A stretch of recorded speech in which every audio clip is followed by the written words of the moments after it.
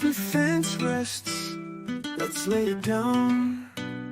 Gonna dig deep, wave that verdict round. The defense rests, time to analyze. With the evidence, we'll unveil the crime. Justice served in an honest fight, true crime tales till the verdict's right. Solving more than just trivial quests, where sentences rule at the defense rests.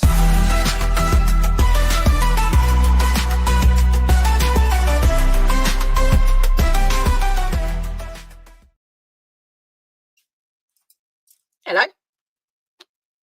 Good morning. How far out there? Just this trial.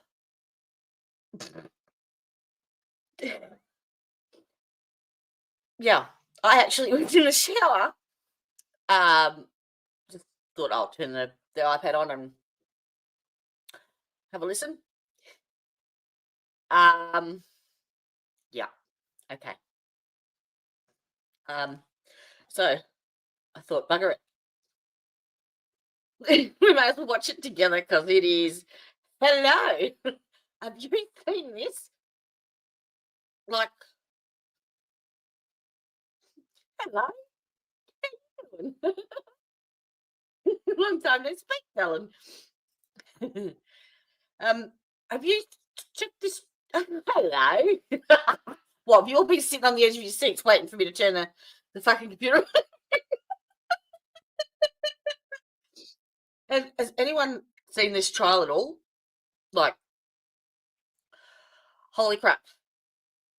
Oh, no, it's Thursday here. No, actually, it's Friday now. Come on, stop confusing me. I get it. I get the times mixed up enough as it is.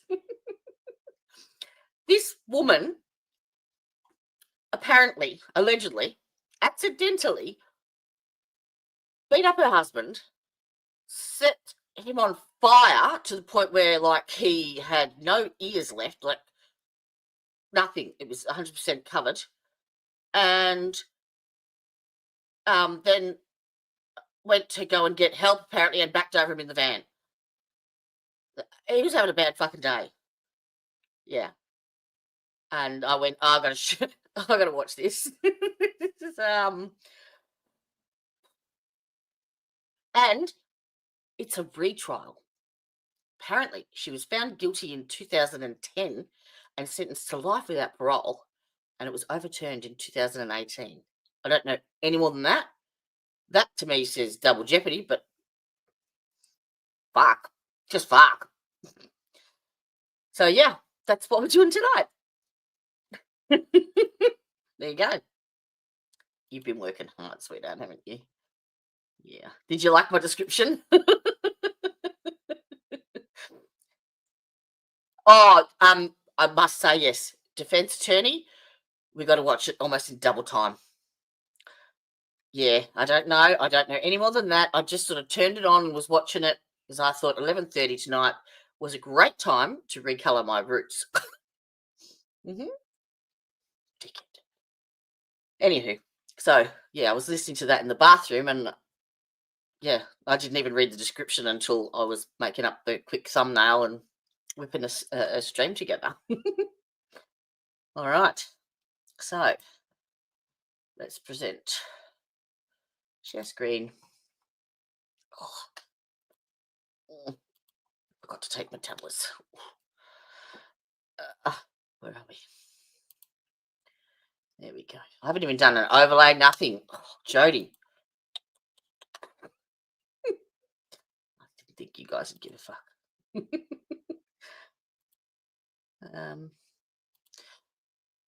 I'm trying to work out which is the best one. Move you over there a bit. And you can go up there, out the way. Actually, you can go over the court TV sign. Is that better? Oh, bugger, it's up there. Hang on. Whoop. I can fly.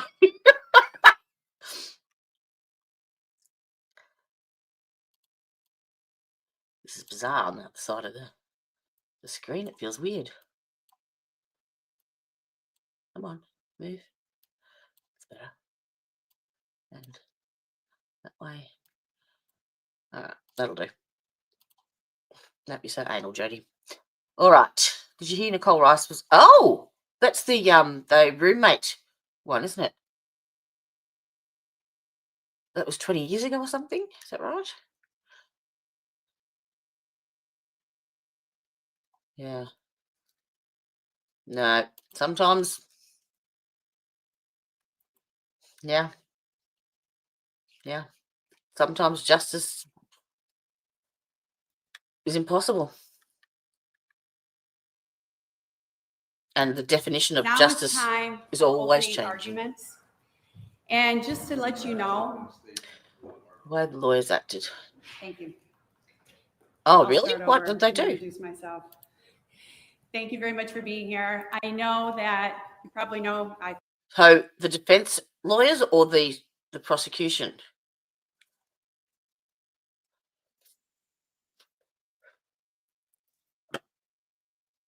I feel bizarre up here.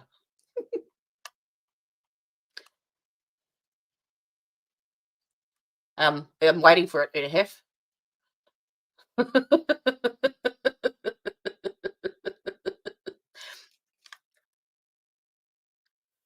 think prior from the judge who I am, but my name is Susan Zeiderveen, and I'm proud and honored to represent the state of Michigan and the people of Van Buren County as your elected president. I like how she gives her openings. So yeah. Now is the time for opening statements.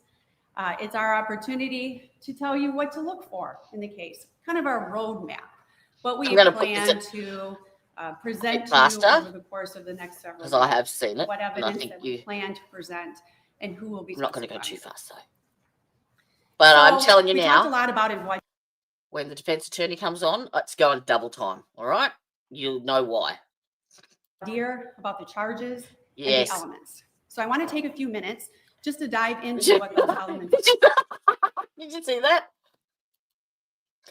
I think that was my thumbnail pic. Good morning. Welcome back. No. Bad pause, bad pause. What you gonna do? Now it's time what you gonna do when I pause on you? And just to let you know. Right. There. Thumbnail. Thank you. I'll start over and introduce myself. Thank you very much for being here. I know that you probably know, I think prior from the judge who I am, but my name is Susan Zeiderveen, and I'm proud and honored to represent the state of Michigan and the people of Van Buren County as your elected prosecuting attorney. So now is the time for opening statements. It's our opportunity to tell you what to look for in the case, kind of our roadmap, what we plan to present to you over the course of the next several days, what evidence that we plan to present, and who will be testifying. So we talked a lot about in voir dire, about the charges and the elements. So I want to take a few minutes just to dive into what those elements are and what the charges are. We have count 1, first-degree murder, and we have count 2, felony murder. So what are the elements that we talked about that I need to prove to you? So for count 1, the very first element, the first box that we need to check, is that the defendant caused the death of Todd Stermer. That is, that Todd Stermer died as a result of the actions of the defendant. Zeiderveen is from the Netherlands. So it's Dutch, that surname. Zeiderveen. That's the first box. Second box, that the defendant intended to kill Todd Stermer. That's the second element. Third, that this intent to kill was premeditated. That is, thought out beforehand. And the last box, last element that I need to check on this count, is that the killing was deliberate. Teresia, you're in trouble. Send me that email.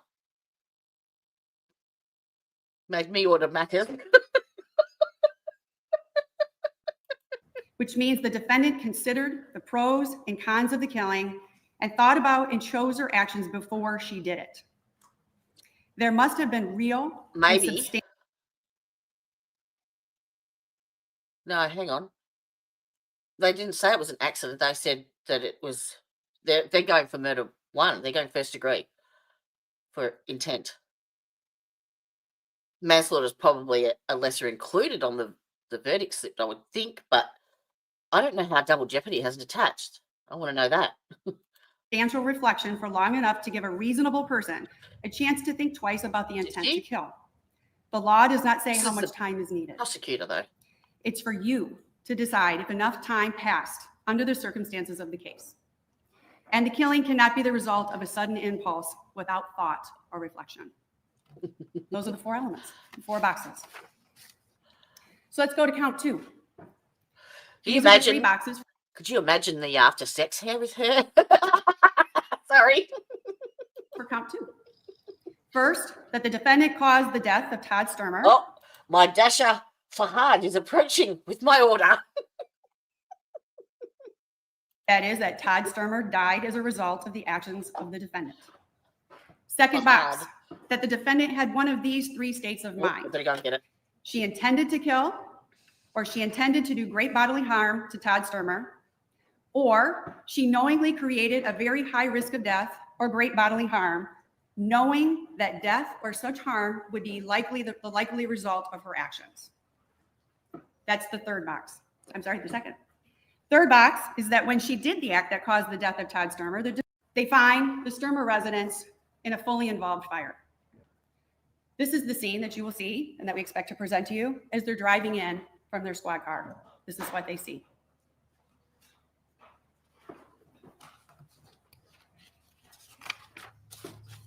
When they drive up, deputies locate several people standing on the north side of the residence. For those of you that are directionally challenged like I am, that's if you're looking at the front of the house, it'd be to the right of that picture.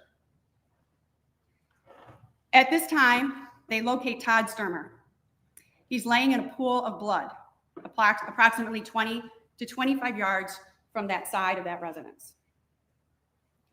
Mr. Stermer this says unclothed. It's actually not 100% unclothed. His sweatpants and his underwear are pulled down to his ankles. He doesn't have a shirt on, and he's still wearing his socks. He is badly burned, and to say badly burned is an understatement. His burns cover almost all of his body. His hair is gone. His ears are deformed. His skin is slipping off his body. Due to his injuries, the people who are on scene try to move him farther from the home, just to be able to get him away from the fire and away from the house, and then they attempt to render aid. Due to the severity of Todd Stermer's injuries, he passes away shortly after people arrive due to those injuries. At this time, there are multiple people on scene, many of them who you'll hear from today. Mike Matheny, Connie Calhoun, our neighbors directly next door. Dr. Richard Musali, another neighbor, and Steve Leach, who was the fire chief at the time, all arrive within minutes and are on scene. You will hear from them what they saw in their statements. On January 7th, the day of the fire, the investigation starts. They call in after the original deputies are there. They end up calling in the detectives. They call in Detective Gabrielle Rout, who is now retired, and Detective Tom Maziowski, who's also now retired. And they respond to the scene a little bit later in the day. The investigation starts. They start collecting all the evidence that they have on scene. They take numerous photographs, of which we expect to present to you. And they find a van still running, located in the west of the Stermer residence. So those of you who are directionally challenged, the van is running in the backyard. Tire impressions are located, and the detectives mark them with flags, the tire impressions leading to the van. There are several items of clothing that the neighbors we listed, have taken out and placed on Todd's naked, burned body. Hands around his ankles. Those items are also collected by the detectives and put into evidence. You will also hear on January 7th, the day of the fire, people start trying to gather some initial statements. What happened? You're going to hear from Deputy Gary Gruss, hopefully today. He will tell you what Linda's first statement was. You will also hear from Detective Gabrielle Rout. She also talked to Linda Stermer on that day, and you will hear what she told Mhm. Gabrielle Rout. Yep. Yep. Absolutely. 100%. As this investigation continues on the 7th and the 8th, Detective Sergeant Scott Leroy is brought to the scene. Mm-hmm. He's the fire marshal, and he's brought in to then inspect for the fire investigation. He arrives on the day of the fire on January 7th. He's actually there when Todd Stermer's there. He takes pictures of Todd. He takes pictures of the scene, and he's the one that seizes the sweatpants wrapped around Todd Stermer's ankles because he smells an accelerant. He also arrives on scene the next day and conducts a further investigation. He takes additional photographs of which you will see. He examines the structure of the house and possible causes of the fire. You will hear from Dr. Markey at Sparrow Hospital. Well, any good nurse worth her weight does that already. Who conducted the autopsy. Unofficially. You will hear his cause of death is from those burns that he suffered.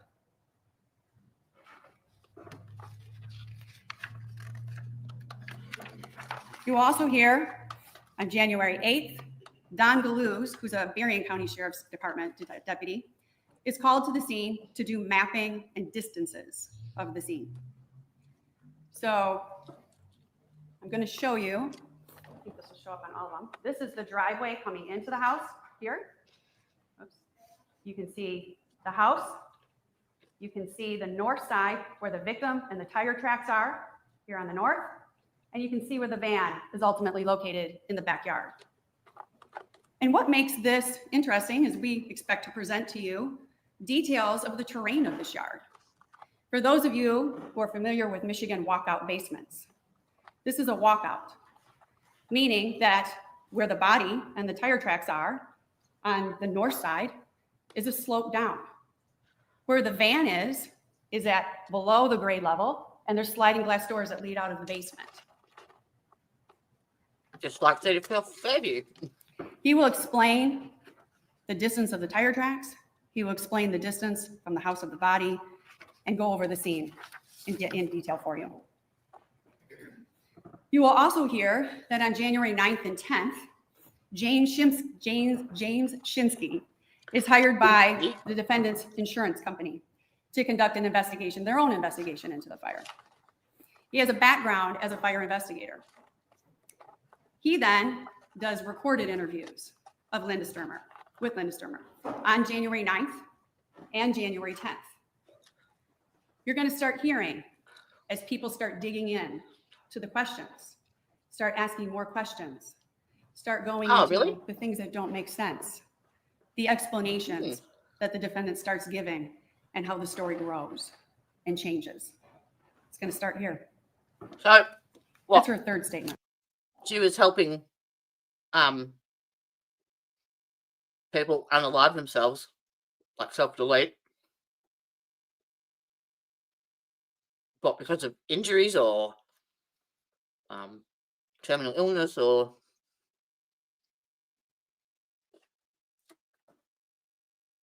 How can you be? I don't know if you can...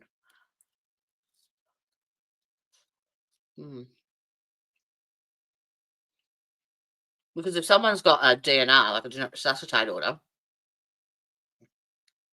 then it's hard to fight that one. I have to read it to understand what she was accused of. You are going to hear, we expect to present to you, Dave Hayhurst and Ann Hunt. Okay. They are both... That's Dave different. Hayhurst is with the Michigan State Police Laboratory, and Ann Hunt used to be and is now retired. They're going to talk to you about that van that was found in the walkout level in the backyard that was driven by the defendant that day of the fire. They're going to talk about the multiple points that they examined. I have evidence that was given the lethal dose from underneath the van. knowing how that they it would be the evaluated lethal it. dose. And where it was found, and the results that is determined to be the blood of Todd Stermer. You're also going to hear that the defendant's purse is found in Todd Stermer's van in the front passenger area of that van. You are going to hear testimony from Troy Ernst, another scientist at the Michigan State Police Laboratory. He tested the clothing that was seized from Todd Stermer that day, and he tested for accelerants. You will hear his lab reports.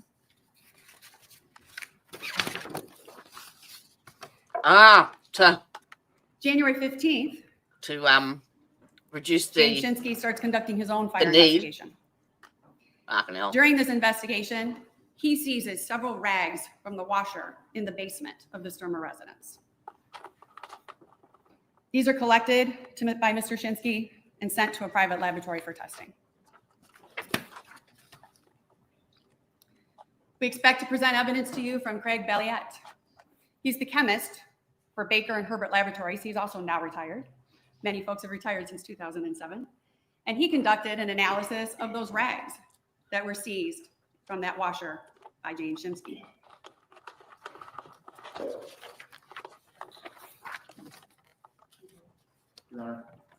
What's the date on that last slide? Let's see if I can go back here.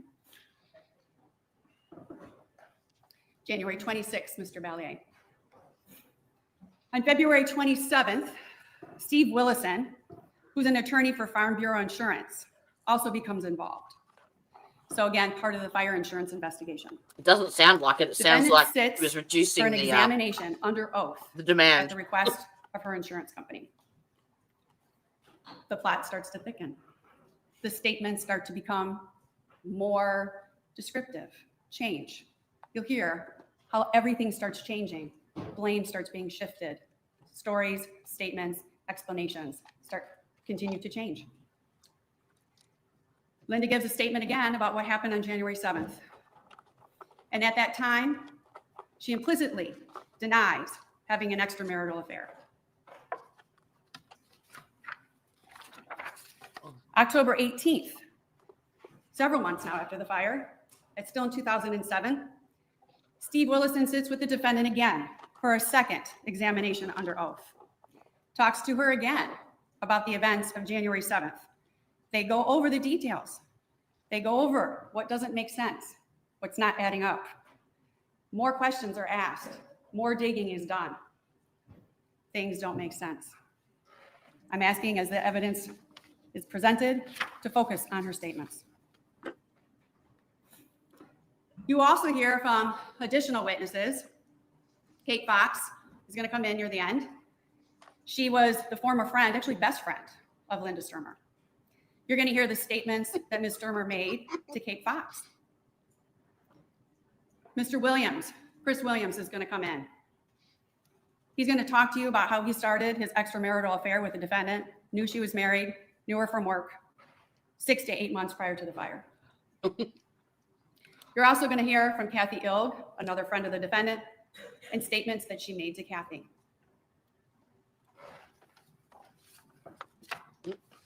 Back here. You're going to hear from Kim and Ken Thompson. They were also neighbors close by, not direct neighbors, but close by. They were actually on scene that day. They will tell you what they saw, what they heard, what the defendant said immediately after the fire in those days. You'll hear from Annette Crandall. She was also on scene on January 7th. You'll hear more statements that Linda made to her.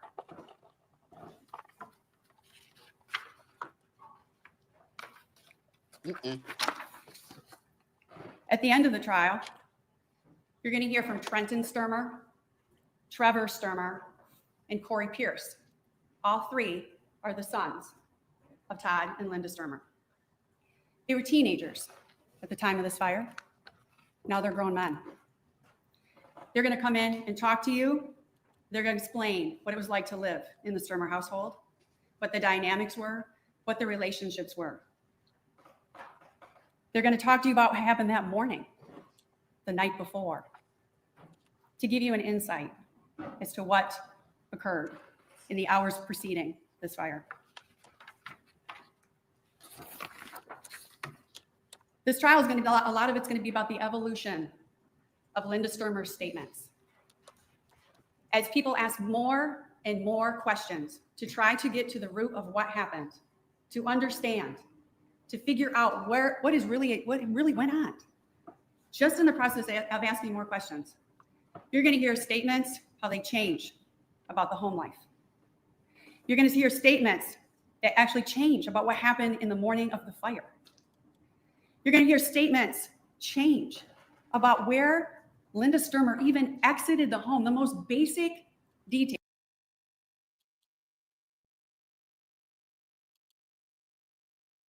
Amidst the chaos of Hurricane Katrina.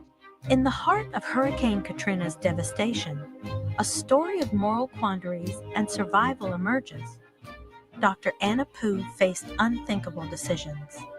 Amidst chaos, with resources dwindling, she prioritized patients' lives, making the hardest choices a doctor could face. Her actions sparked controversy. The floodwaters rose and the power failed. Dr. Pugh, alongside her team, worked tirelessly, a beacon of hope in the darkness. She was accused of hastening the deaths of critically ill patients. A legal and ethical storm ensued, mirroring Katrina's fury outside. Despite the allegations, many hailed Dr. Pugh as a hero. Dr. Pugh. Her decisions, Really? under duress, were defended as acts of mercy. Years later, the debate continues. Was Dr. Pugh a perpetrator or a protector? The lines between right and wrong blurred. Dr. Anna Pugh's story during Katrina serves as a profound lesson on the complexities of medical ethics in disaster scenarios. So I'm taking she was never charged then. Victoria Goodwin, 25 CR 020105. Your Honor, David Brown on behalf of Ms. Goodwin, who's representing the trustee. Good morning, Your Honor. Christopher Hammer to the state. Good morning. Back off. Right, go. Yes. What door did you go Okay. out? You're going to hear her statements. Really? Far out. You're going to hear her changing statements of what she observed. What did you see? Where was the fire? What did you see? And you're also going to hear a lot of missing details that may be shown by other evidence and that we expect to show you. Particularly important are the statements about running Todd Stermer over with a van. Mhm. Statements about never seeing the defendant. Statements about why. Why would you drive to the back of the house on a walkout basement? Why? You'll hear them. At the end of this trial, ladies and gentlemen, all the boxes that we painstakingly went through in the beginning of this opening statement will be checked. And I am going to ask all of you to render a guilty verdict on counts 1 and count 2. Thank you very much. We must be lesser included then.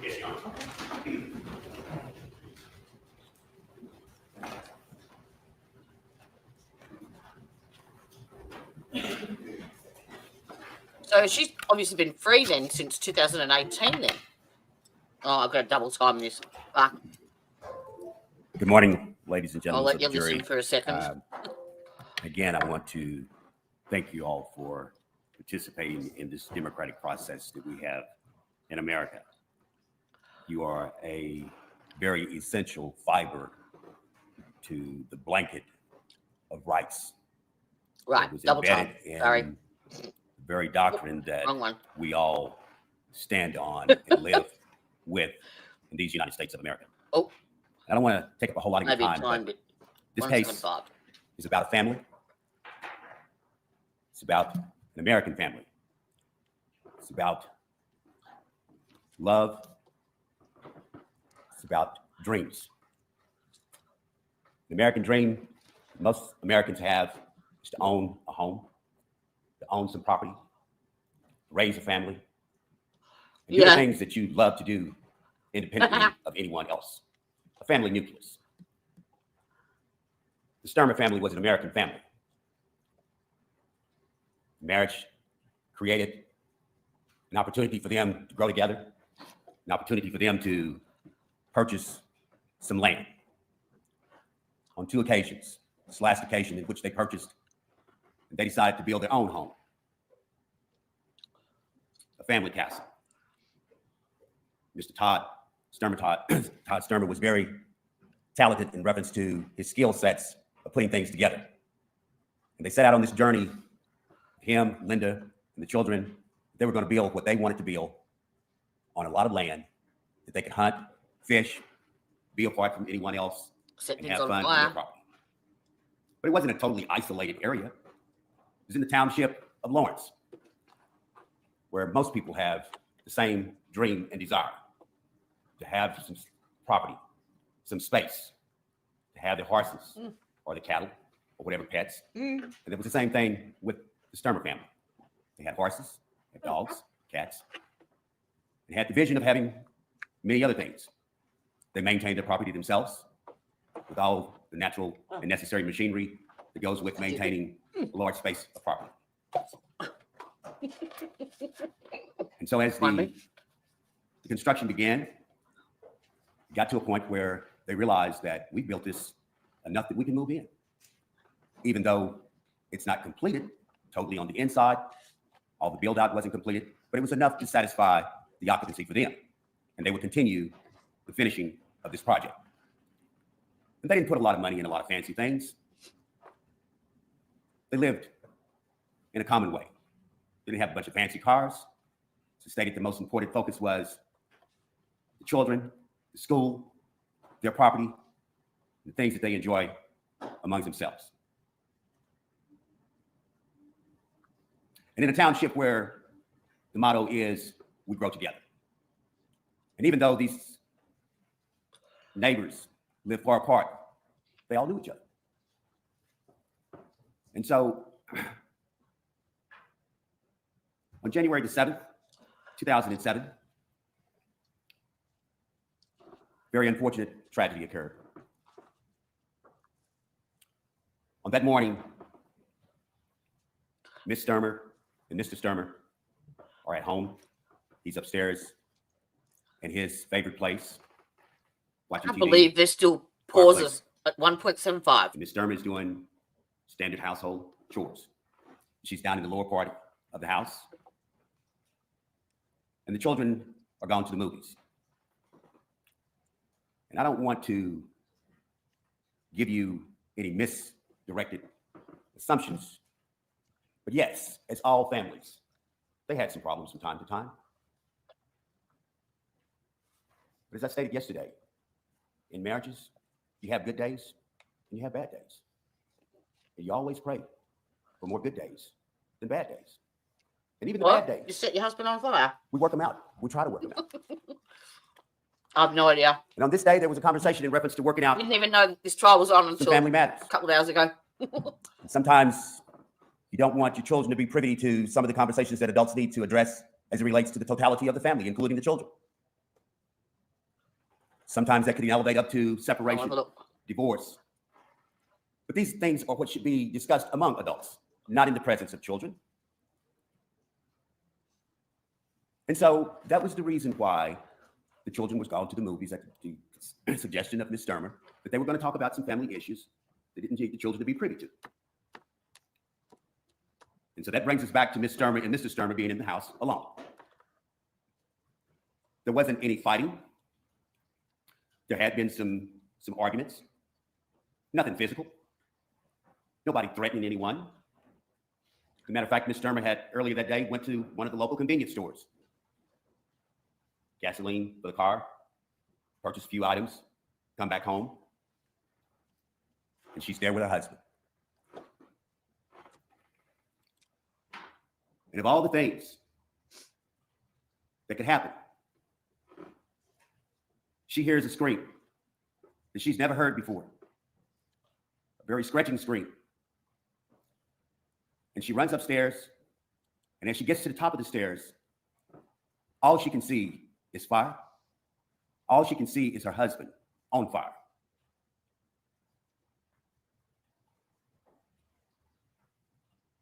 What could it be like to run to a door and see nothing but a couple flames and a human body that you can't get to? No, apparently not. Apparently he is at Kelly Law Offices.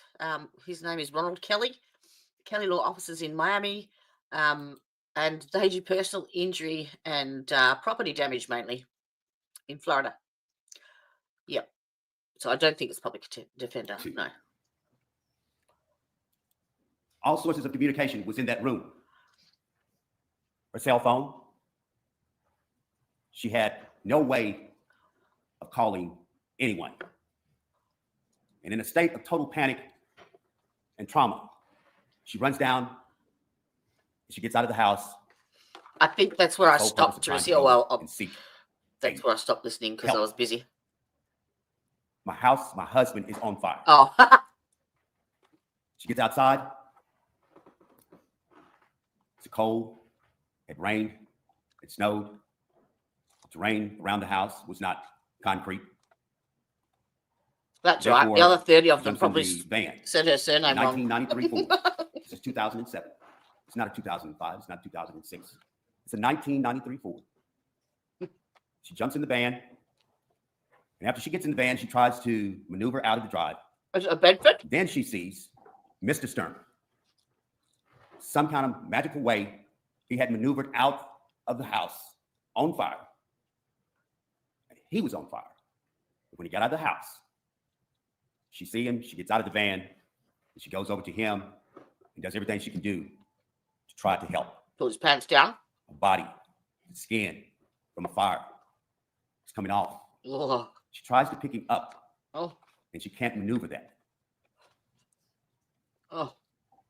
And so she tries to get him in a comfort place to just stay in one place until she can get back in the van and go and try to seek some help. And as she attempts to leave, she doesn't look down on the ground in some kind of way because of the involuntary movement of his body. His body is positioned in a way in which when she attempts to drive out and back up and go forward, his body is up under the center of this van. Sorry. By this time, the evidence will show that one of these very Poor dear bastard. neighbors, several had seen the smoke in the sky, had called 911. How the fuck did that even happen? And by the time one of the neighbors arrived, she was totally traumatized. And they said, "Where are the children?" And the evidence will show that they finally advised the children was not in the house because everybody was concerned about who else was in the house. They could see the ball of smoke from a far distance apart. No first responders are there for a while. Matter of fact, the very first people that are on the scene are all neighbors from the township of Lawrence. One individual was a doctor, not on duty, but he was a doctor. He arrived. It's convenient that the children were out at the movies. I know that they said that at the start, that, you know, they wanted to have discussions away from the kids, but back in 2007, going to the movies was a big night out. Yeah, I can certainly do that.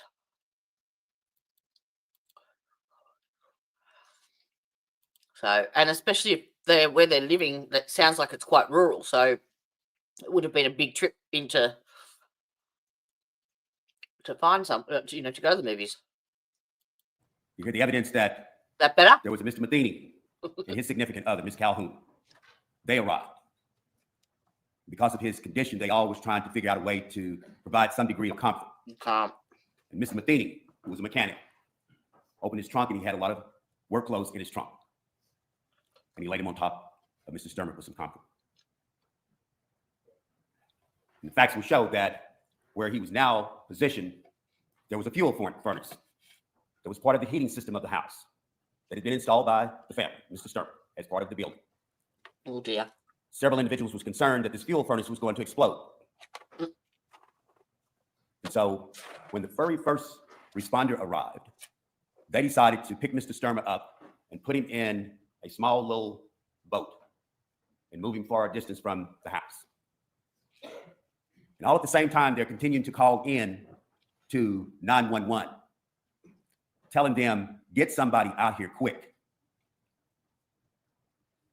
And so when the first responders, supposed the ambulance arrived, It was they not. did all they could do.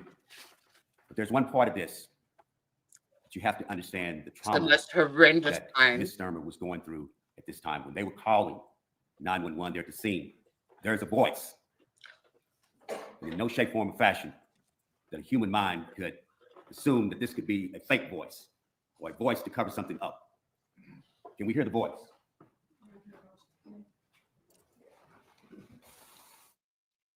What do you mean, can we hear the voice? What was a voice of angels or something?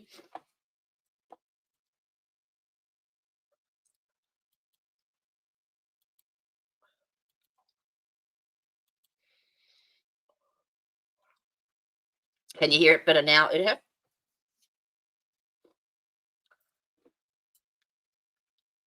Well, not now because they're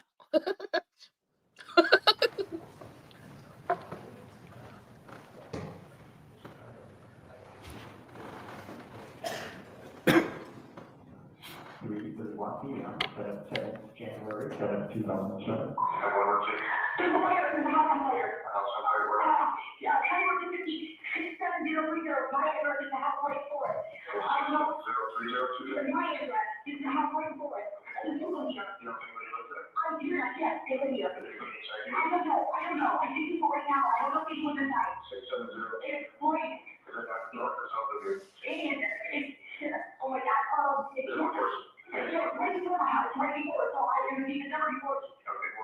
Hey, Dylan, how are you? How you doing? Popping in to say hello? I must say, it's nice to be watching something. I know this is awful. It's nice to be watching something other than Karen Reid. And we haven't even started yet.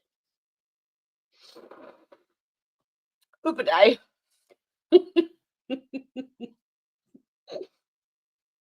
Is all well in Gavelland?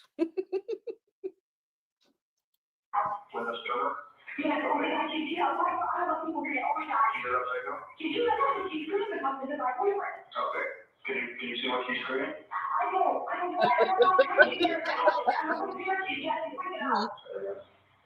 I hear ya. Oh my God. Are you able to go outside with your cell phone and see? Yes.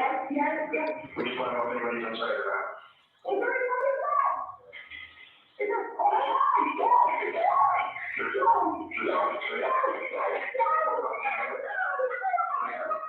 Have you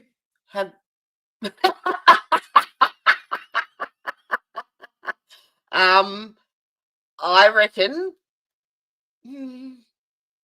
not till the end of May. I reckon that's my tip. Yep. 3 weeks to seat the jury, and then 6 weeks of trial, apparently. Mm-hmm. Luckily for me, I put my Valium order in today. What's behind?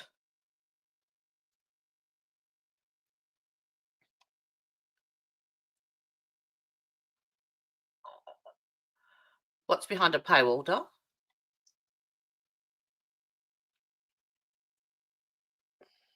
What, some documents from the Reid trial? Is that because of the gag order and stuff? Oh, this case. Okay. I didn't even know this case existed. I happened to be just turn my iPad on and switch onto YouTube, and that popped up. And I thought, oh yeah, day one, I'll listen to it whilst I'm in the shower. And I just went, what? I did not know a thing about it. And yeah, flying by the seat of my pants today. So do you know anything about because this is a retrial. So apparently she was convicted, sentenced to life without parole, and then it was overturned in 2018. So I might go and have a sticky nose now that I know you've got some box there.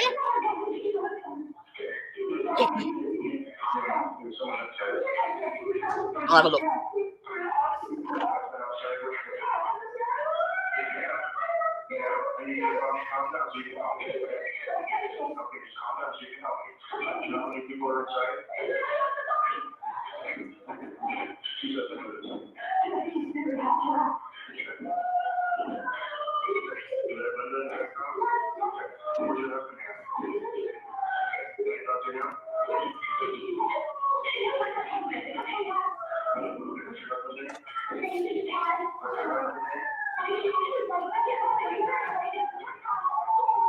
Oh, that's awful. Oh.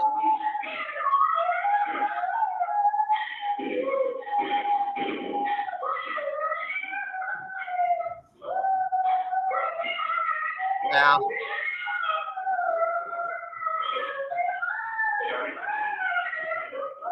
That's awful. Oh.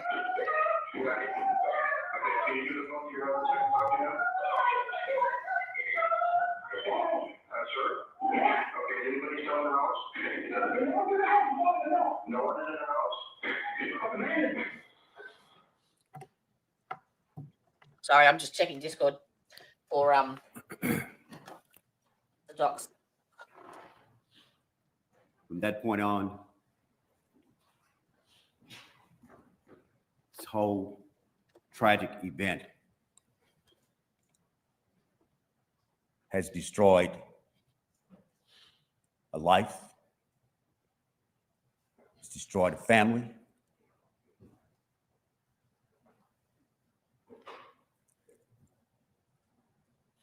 And we will be able to show you that the destruction from this fire, that there was a duty, an obligation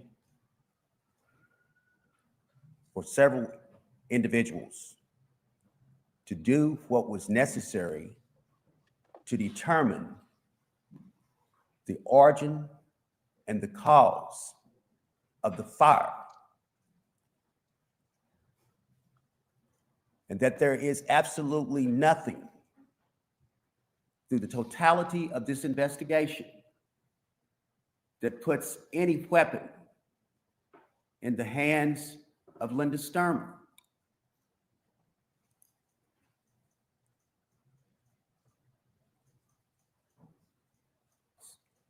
The links were never there.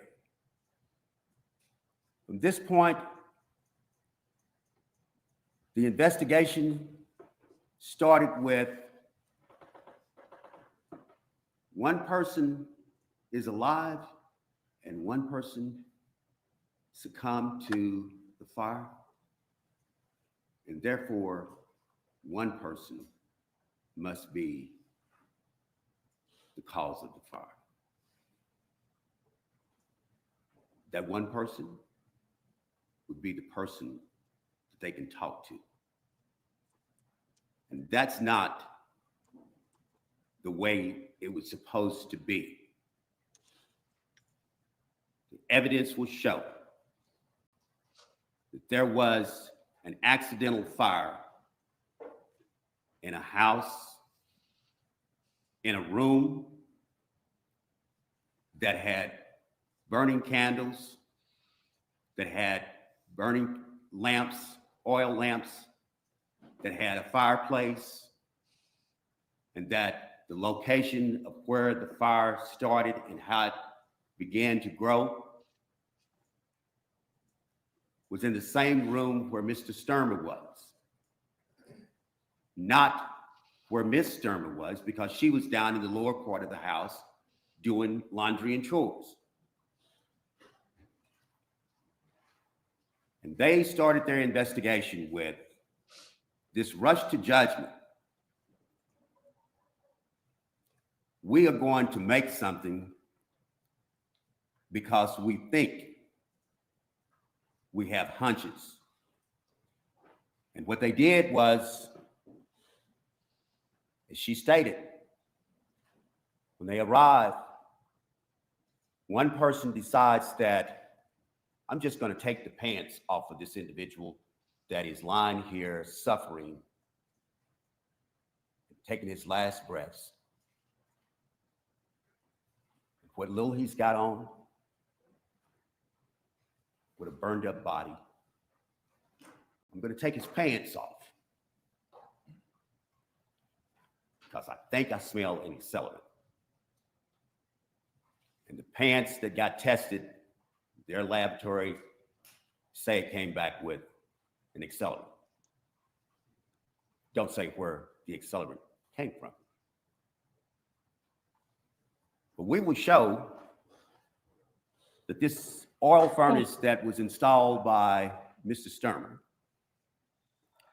as part of their heating system in the house, along with the fireplaces, that the oil furnace had some problems, and that from time to time, the oil furnace had to be bled. And so in bleeding the oil furnace, Mr. Stermer had done that the day before, and he had used some of the towels in the house, and these towels were left down in the lower part of the house. And so accelerant in reference to the household issues and needs on the outside was a common activity of use. They're going to tell you about a gasoline can. And on this property, they probably had 6 gasoline cans. Because what do you use gasoline for if you own a farm? Every machinery you have is oil and gasoline, petroleum, and any one of those is combustible, right? Can start a fire. Sometimes with a match, and sometimes without. But the facts will be, for sure, that the cause of the fire was not by a human act, but it was clearly because of some flaw that existed in the upper part of the house. So they take these pants. But what you will also know, that this very same day, evening, and moment after that 911 call that you heard, and when the first responders arrived, and Van Buren County Sheriff's offices arrived, you're going to know what happened was that they told Miss Stermer, can we have your clothes?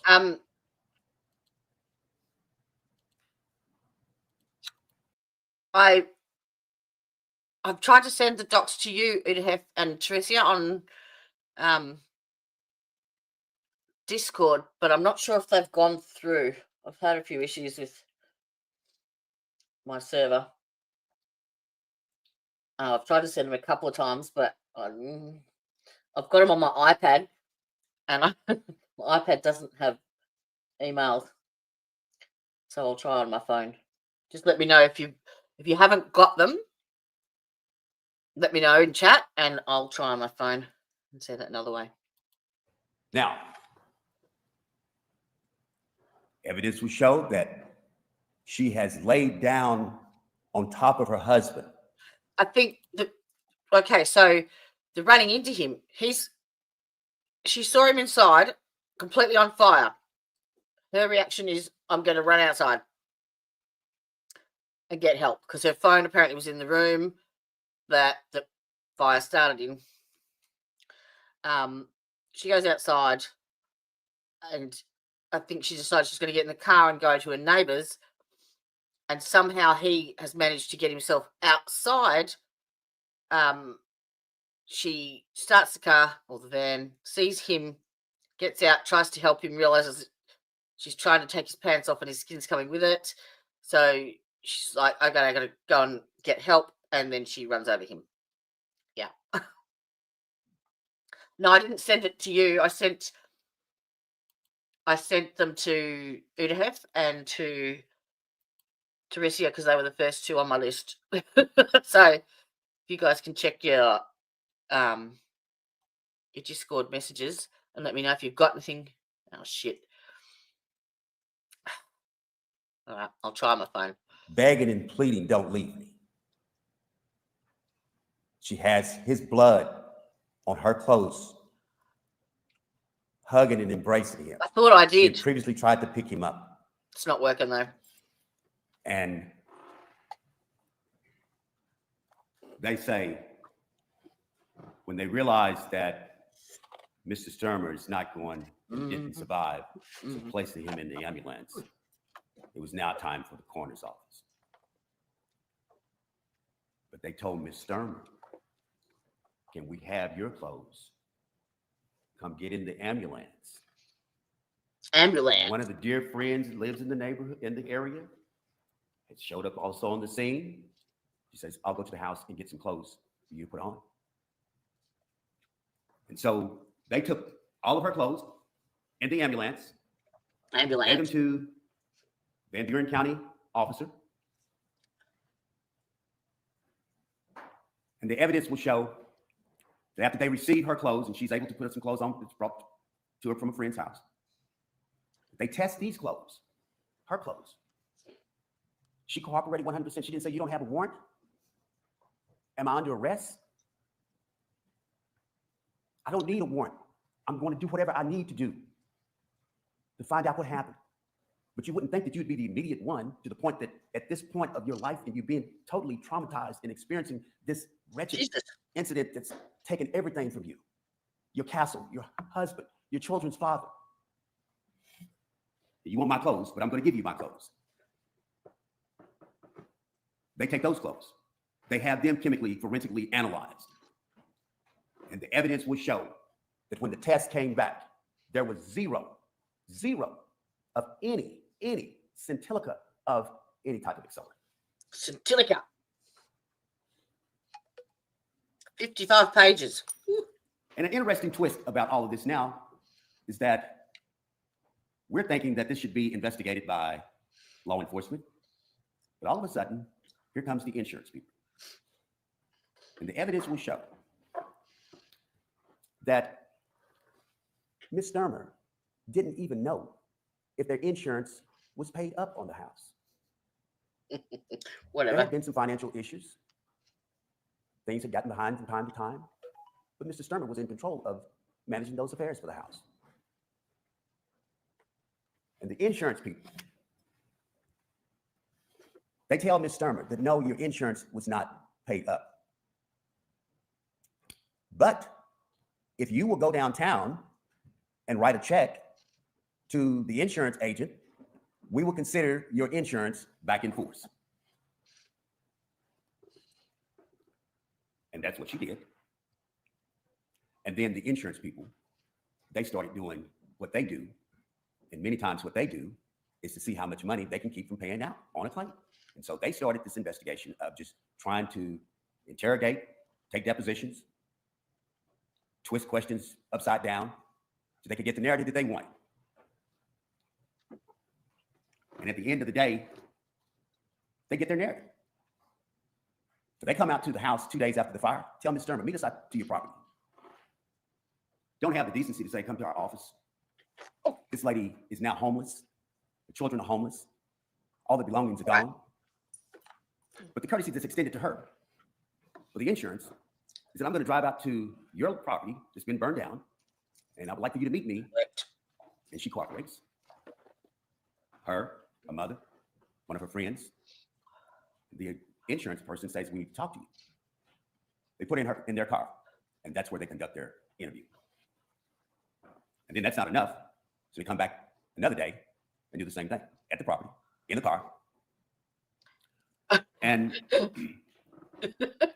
Ms. Stermer has cooperated 100% with them through this whole process.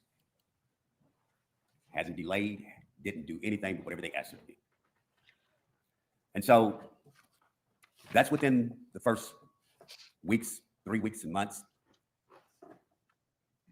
Then all of a sudden they started providing some financial relief, temporary under the policy. And then what's more tragic about this is, she said this happened January the 7th of 2007. The destruction continued for almost 2 years before any charges were filed. They went on every degree of a witch hunt that you can imagine. Every person that knew Miss Linda Stermer, they went and talked to. It was so grotesque that they even started looking at Mr. Stermer, the deceased, as the cause, maybe, of the fire. But what they never did was a true investigation for the origin and the cause of the fire. And the evidence will show that because of the fact that they can never and did never try to make any attempt to determine the cause of the fire, they have absolutely nothing that they can put in the hands of Miss Linda Stermer as causing the arson or the fire.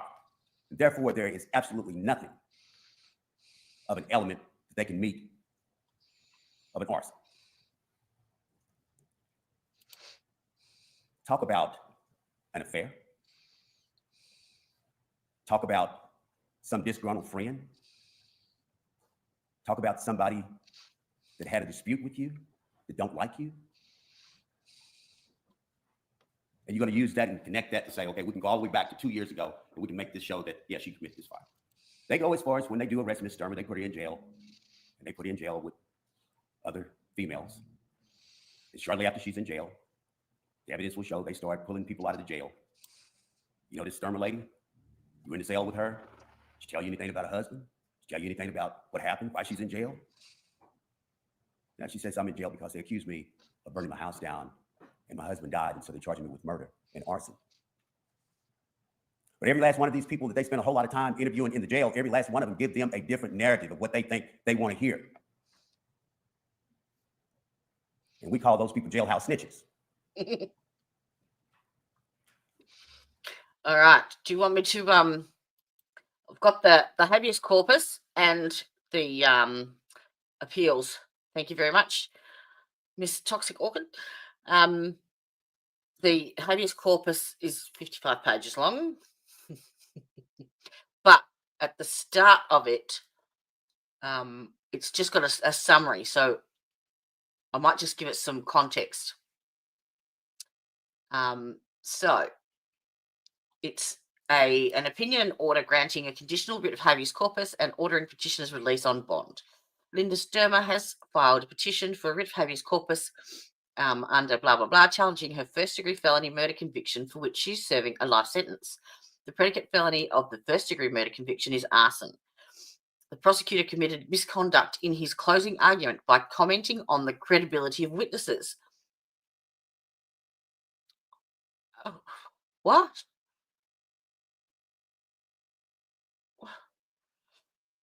Okay.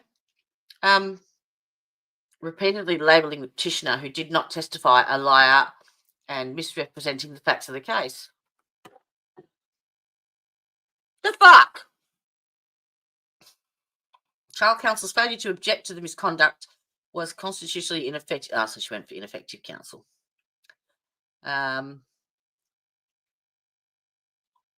The counsel's failure to object to the misconduct was constitutionally ineffective, was counsel's failure to consult a fire investigation expert to the extent that the state court denied these claims on its merits. The state court's determination to the contrary was an unreasonable application of clearly established Supreme Court precedent. The court grants a conditional writ of habeas corpus. Petitioner's convictions arise from the death of her husband, Tom Stermer. He died from injuries suffered in a fire on the 7th of January 2007 at their rural home. And he and the petitioner shared in Lawrence Township. Her and her husband were both home when the fire started. She was in the basement, rah, rah, rah. He also suffered blunt force injuries which were consistent with having been struck or run over by a vehicle. Petitioner was arrested and charged on the 5th of June 2009, over 2 years after the fire occurred. Prosecution's theory of the case was that the petitioner initially set the fire and that when her husband escaped from the fire, she intentionally ran him over. The defence contended that the fire was either accidentally set or intentionally set by Mr. Stermer. The defence also argued that the petitioner accidentally struck her husband with a vehicle when she was attempting to drive to a neighbour's house for help. No accelerants were detected inside the home. Mr. Stermer's clothing tested positive for gasoline. The petitioner did not. The prosecution's expert concluded that the fire was intentionally set and that Mr. Stermer had been at the centre of the fire. Petitioner argued that this evidence, when considered alongside the fact that 2 of Mr. Stermer's previous homes were destroyed by suspected arson fires, support her defence. Shit. So also argued that an oil lamp and burning candles present in the family room might have accidentally started the fire. The autopsy, medical examiner identified the cause of his death as burns and smoke inhalation. And the injury is consistent with being on fire rather than being present in the burning house. Also found lacerations and blunt force injuries to the head, which were consistent with being run over by a vehicle. Oh, Jesus. No prescription drugs or controlled substances were found in his blood, but Vicodin was found in his urine. Sandra, the decedent's mother, testified. Yeah, go on. I want to know how. The fire chief lived on the same street and was the first emergency responder at the scene. He testified the amount of smoke and fire he saw were indicative of a fast-moving fire or one that had been burning for a long time. RA is covering it too.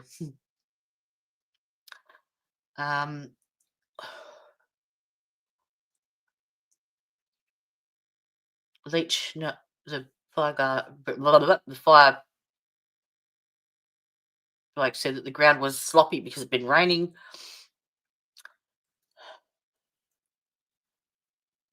7 minutes after dispatch received the call, they arrived. The home was engulfed in flames. He was lying on the ground, badly burned. A pair of grey sweatpants which pulled down around his ankles. He was bleeding from his head. Linda Stermer was lying over him and yelling his name repeatedly. Stermer's neighbour testified that he and his girlfriend were leaving their home. Oh, come on, Trista.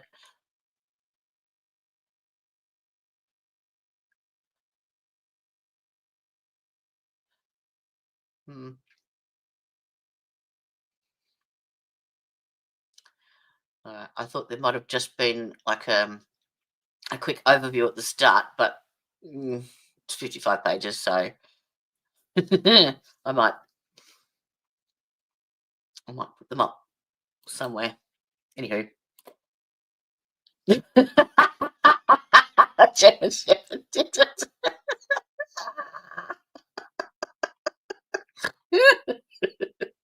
I was thinking about that today. Like, that's really that's another thing that's pissed me off about this case. So, trial 1, they tell us that the dog's gone.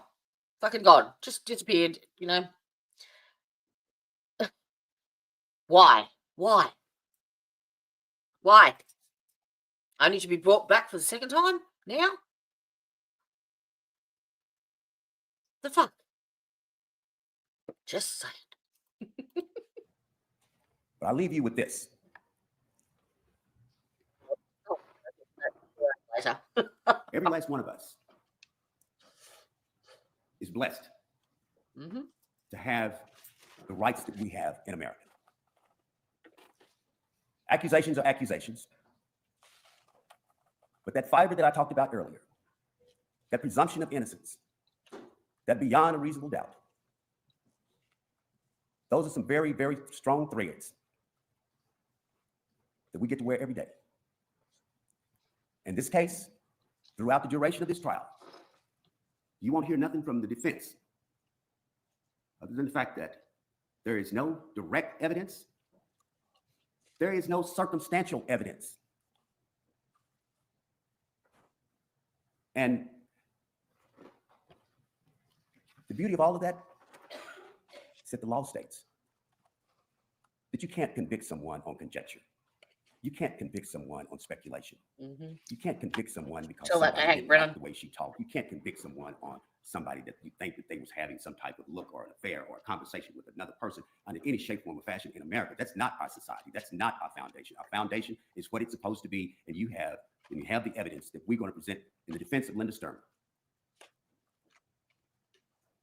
that justice shall prevail for this lady who's had to suffer through all of this since that day, January 2007. I wonder what the We will bring children think, what is what fair, their opinions what is are. just under the Constitution of the United States of America, the Constitution of this state, and the laws that are so embedded in each one of our lives. Thank you.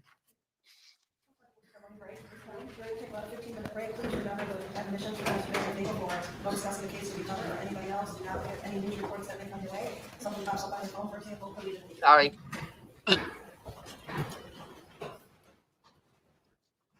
Right, they're going on a break. Doo-ba-doo-ba-doo. That's not a very nice picture.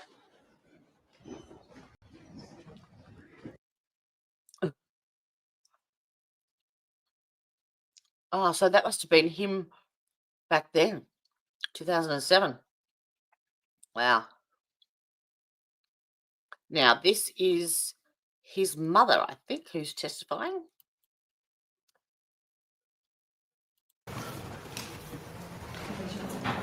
Do you solemnly swear or affirm that the testimony you're about to give in this cause will be the truth, the whole truth, and nothing but the truth? I do. Thank you. Please have a seat.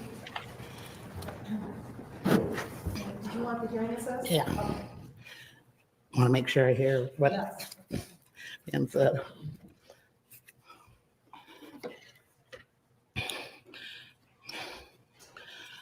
Is that good? I think so.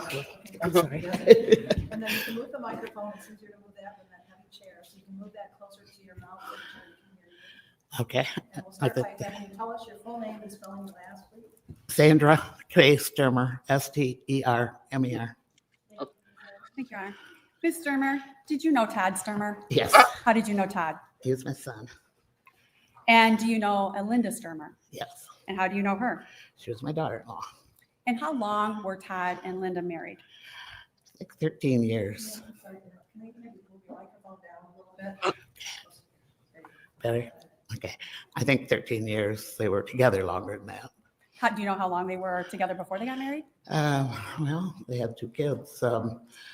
Trace, so a couple of years, 2. But Trace might have been 2 or 3 when they got married. A couple of years, and then they were married about 13? Yeah. And what was your relationship with Linda like during the marriage? It was okay. Just okay. What was your That was relationship it, with your son? It was great. He was a good son. I loved him. Had you been to their house, the new house that they built on County Road 215? Oh, wait a minute. I'm not hearing pretty good here. What was it? Had you been to their house that they were building on County Road Oh, yes. 215 Mhm. many times? Yes. And at the time of the fire, can you describe to the jury kind of what the state of the house was, or? It was still a work in progress, but the chimney. That was a shithole. done, bedrooms, it was very livable. Nice kitchen. Did they have floor coverings? Like carpet and? I don't think there was any carpet. I think it was just wood floor, but I won't swear to that. It's been a long time. A lot of years. So who was building the house?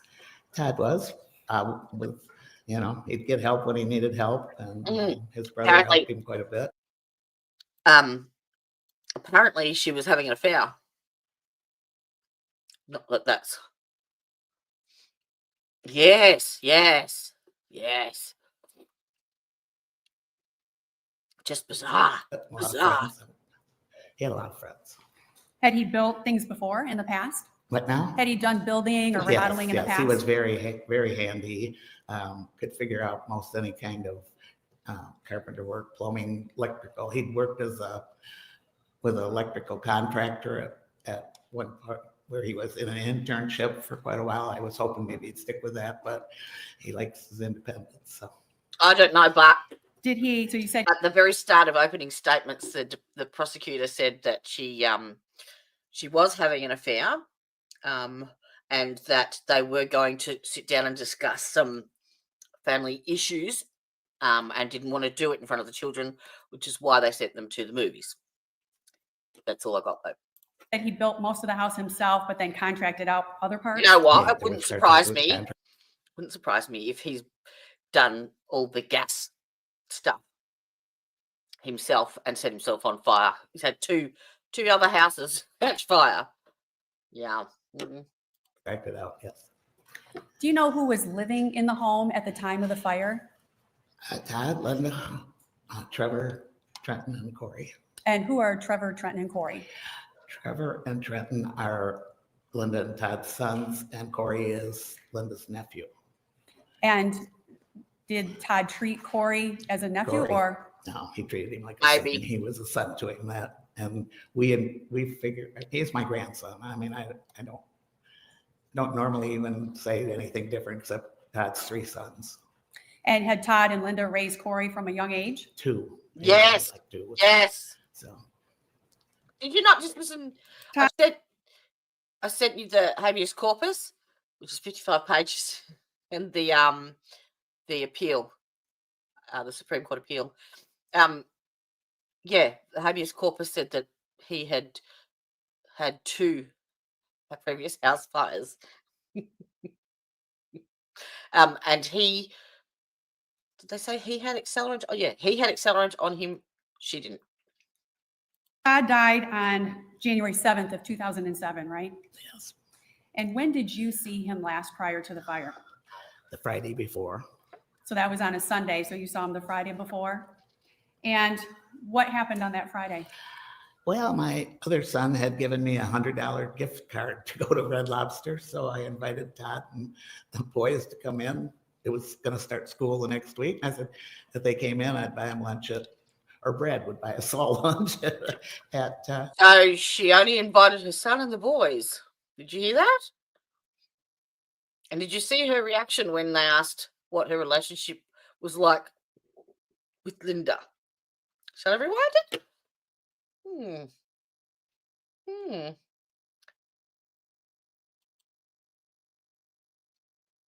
A couple of years, and then they were married about 13. Yeah. And what was your relationship with Linda like during the marriage? It was okay. It was okay. What Now, was, this is it like? the What was son. your relationship like with your son? It was great. Look at that. He was a good son. Look at that. I loved him. That's telling. Did he get involved in any coaching? He coached, yes, his kids. He coached Yes, a whole lot. A lot exactly. of people. Exactly what I reckon, And Tan. Lawrence and everything really, Yeah. there's always going to be the naysayer. But One of most those, them- I'm not paying that much, I'll do it myself. Oh, you gotta watch my new interruptus, quartus interruptus. One look at you, and I know that you are an idiot. Yep, narrated by me. And number 2. All right, I've had enough. I'm going to wipe my ass with you.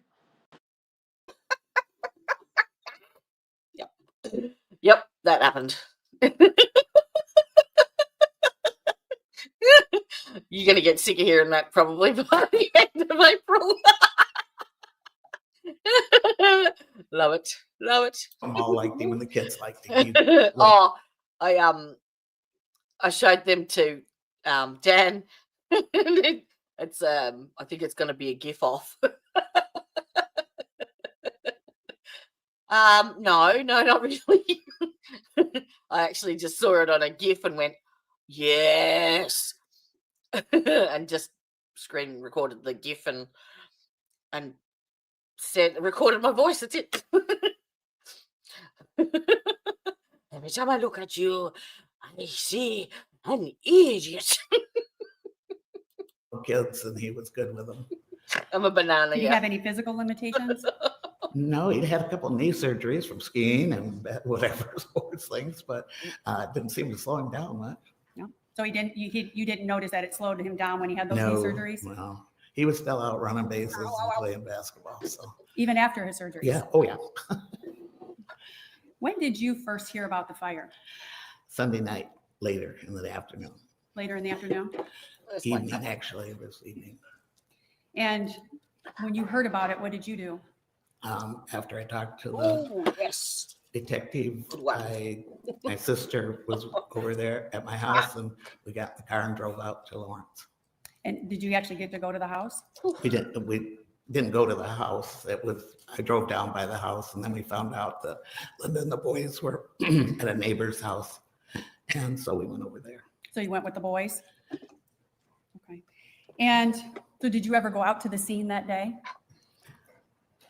Not that, I mean, I saw it from the road, Okay. but the driveway was a mess, and the fire trucks were still in there, and it was police, and I couldn't go down. I mean, I don't know what I could have seen if I'd went down there, really.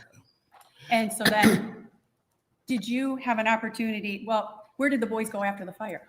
They were at this neighbor's house. I think it was, I don't remember his name now, but he had come over after the fire. What? And then and Linda and the boys are all there by then. Ashley had come, her daughter.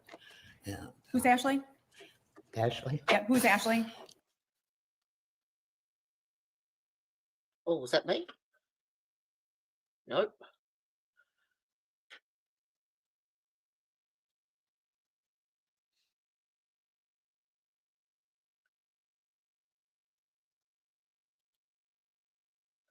Nope. To see. And then she said at one time that she went upstairs and she saw him, right? Yes. And then what door did she say she went out at that time? She went out through the front. The front door, which would have been in the house? Yes. Okay. There was also another exit off the kitchen. She never used that, but there's a lot of ways out of the house. Was the exit off the kitchen, was that on the side of the house, the back of the house, the front of the house? The one in the kitchen? Yeah, the Was toward the back of the house. It was like off the kitchen in the back of the house. And that would have been the door? I don't would have think there was any steps there, but I think that must be the way Todd got out. Well, and I'm not going to ask you about that because Yeah, obviously you no, weren't there, right? Yeah. So she said, so one time she said that she went out the front door. Did she say she saw Todd that time? You know, Susan, I can't tell you which one time she told me what. I mean, they were all right together. It was like one day she told me two different ways that she tried to get out or did get out. And then another way that she got out. So it's all here. I mean, you know. Yeah. And then I just want to be clear, then one time she said she didn't see Todd and one time she said she did see Todd. I'm sure she told me she saw Todd. And you said that those all happened within how many days from the fire? Those three different accounts. At the day of and the next day. So between those 2 days. Yeah, then I quit asking. Did you ever talk to her about the van and driving the van? No? Did she ever tell you why she was driving the van? Said she didn't have a phone. Did she ever tell you or did you ever ask if she saw Todd outside? I didn't because I won't elaborate. I didn't. And she never said anything about that. Was there a time that you were talking to her in those 2 days where you were at Kate Swift's house? No, that was later. That was later. So how much later was that?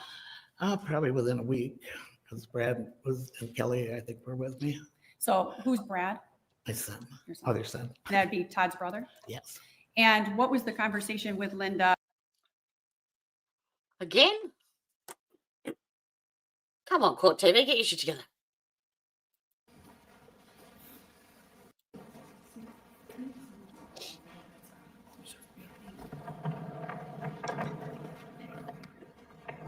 Good morning, Ms. Stermer. Good morning. What is this thing is? I'm hearing noises coming from behind me here. From this, like that.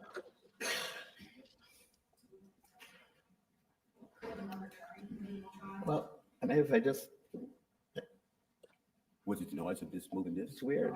Is it, are you hearing it now? What now? Are you hearing it now? Yeah, The noise? can you hear We'll try to turn that sound for you. it? Sorry.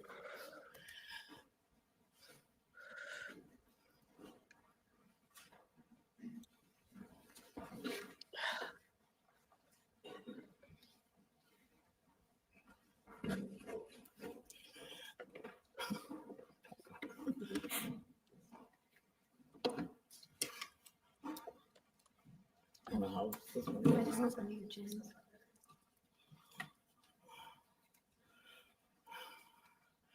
Sound okay? We'll see. Sorry about that. Can you hear me? I can hear you. Good morning, Ms. Stermer. Can you hear me? Hi, good morning. Yeah. Okay, thank you. Thank you.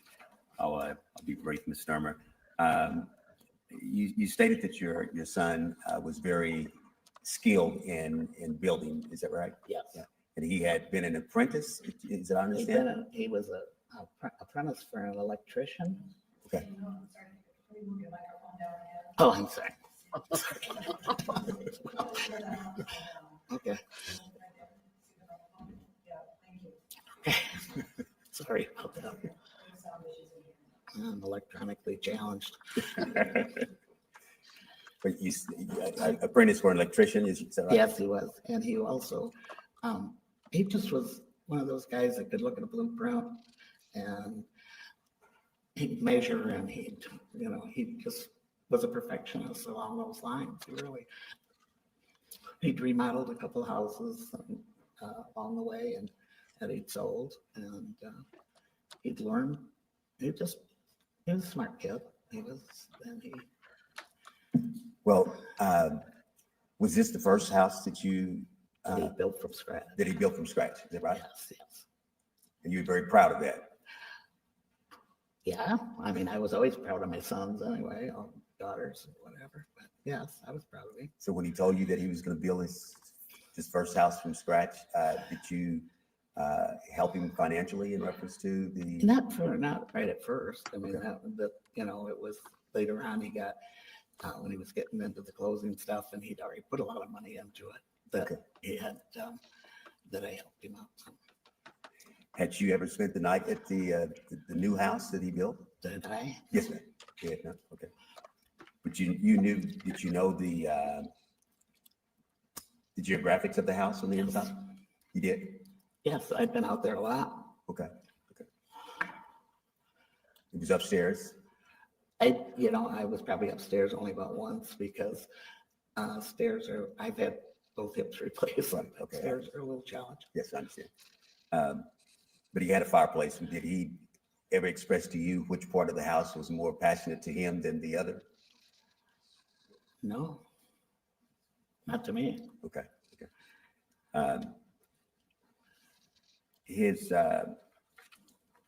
When you were speaking with Linda right after the unfortunate demise of your son, was she still hysterical to you as far as processing the whole incident?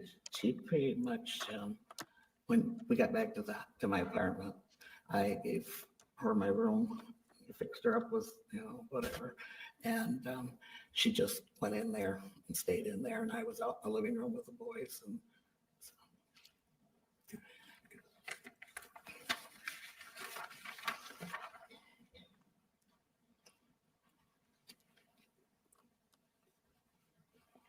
And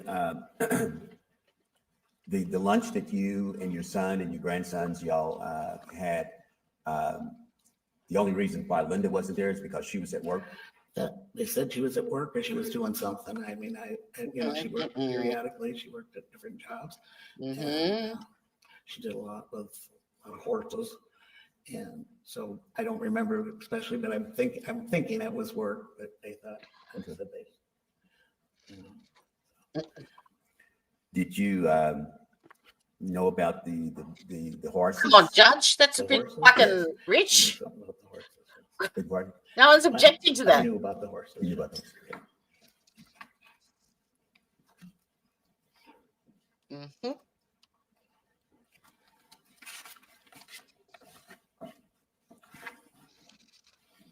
So would it be fair to say that your son or Linda, they didn't use you as a sounding board for any family affairs, right?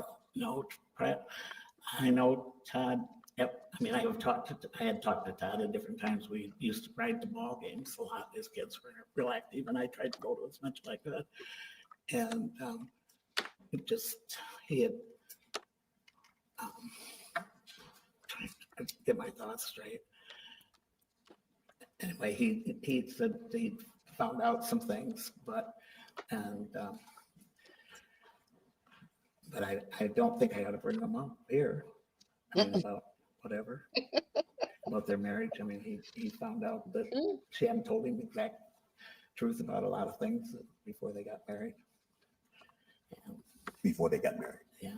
Okay. And after they were married, a few more things popped up, whatever. But he was trying. He just told me he was going to try, and he wanted to be the best husband he could be. So he was going to stick with it, and didn't want to be a weekend dad.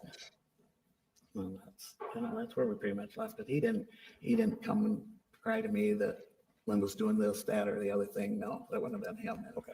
He would have never. He would, if they were really getting a divorce, he would have come to me and told me eventually that, well, we're getting a divorce, and I probably would have heard over that weekend actually if she was really leaving. So I don't know. Okay. Thank you, Mr. Stermer. I appreciate it. Thank you. Sorry. Thank you. I just wanted to clarify. When the house that Todd built had a basement level, right? And the upper level too. So loft or a whatever. loft. So when That's what I'm talking about. Yes, I probably went up to the loft maybe once. Okay. So was it like a loft that overlooked the living room? Seems like it had stairs going up. It wasn't overlooking it. Okay. So you hadn't gone upstairs, meaning the loft. Right. I had been on first 2 floors. Yes. So you were on the main level, and is that where the kitchen, the living room, and everything was at on the main level? We used to, yeah. Like at Christmas, we played cards down the basement. So you'd also been in the lower level in the basement. Yeah. So really, the only level you didn't go to was the loft. Yeah. Okay. And I just want to be clear. And I just wanted to touch base. The evening of the fire, you said that you sat with the boys. Actually, what I remember is sitting on the kitchen floor with Trevor, and we just sat there almost all night. On the kitchen floor? Yeah. What were you doing on the kitchen floor? Crying and talking and just supporting each other. And Linda was not involved in this at all? She was in the bedroom. I have no further questions, Your Honor. Thank you. Jury, do you have any questions of this witness? Oh, jury questions. Is she excused from proceeding? Your Honor, I would ask that she be excused. Thank you, ma'am. Your medical aid assistant, can I have that stuff? I have it down.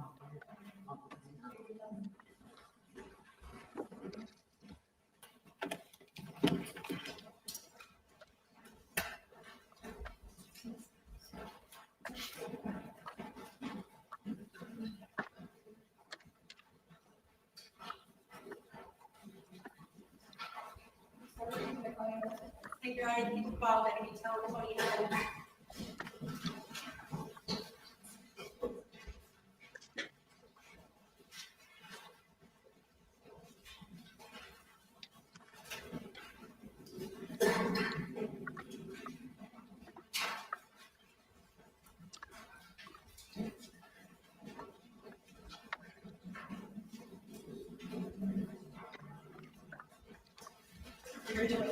Do you solemnly swear or affirm that the testimony you're about to give in this cause will be the truth, the whole truth, and nothing but the truth? Thank you. Please have a seat and when you settle.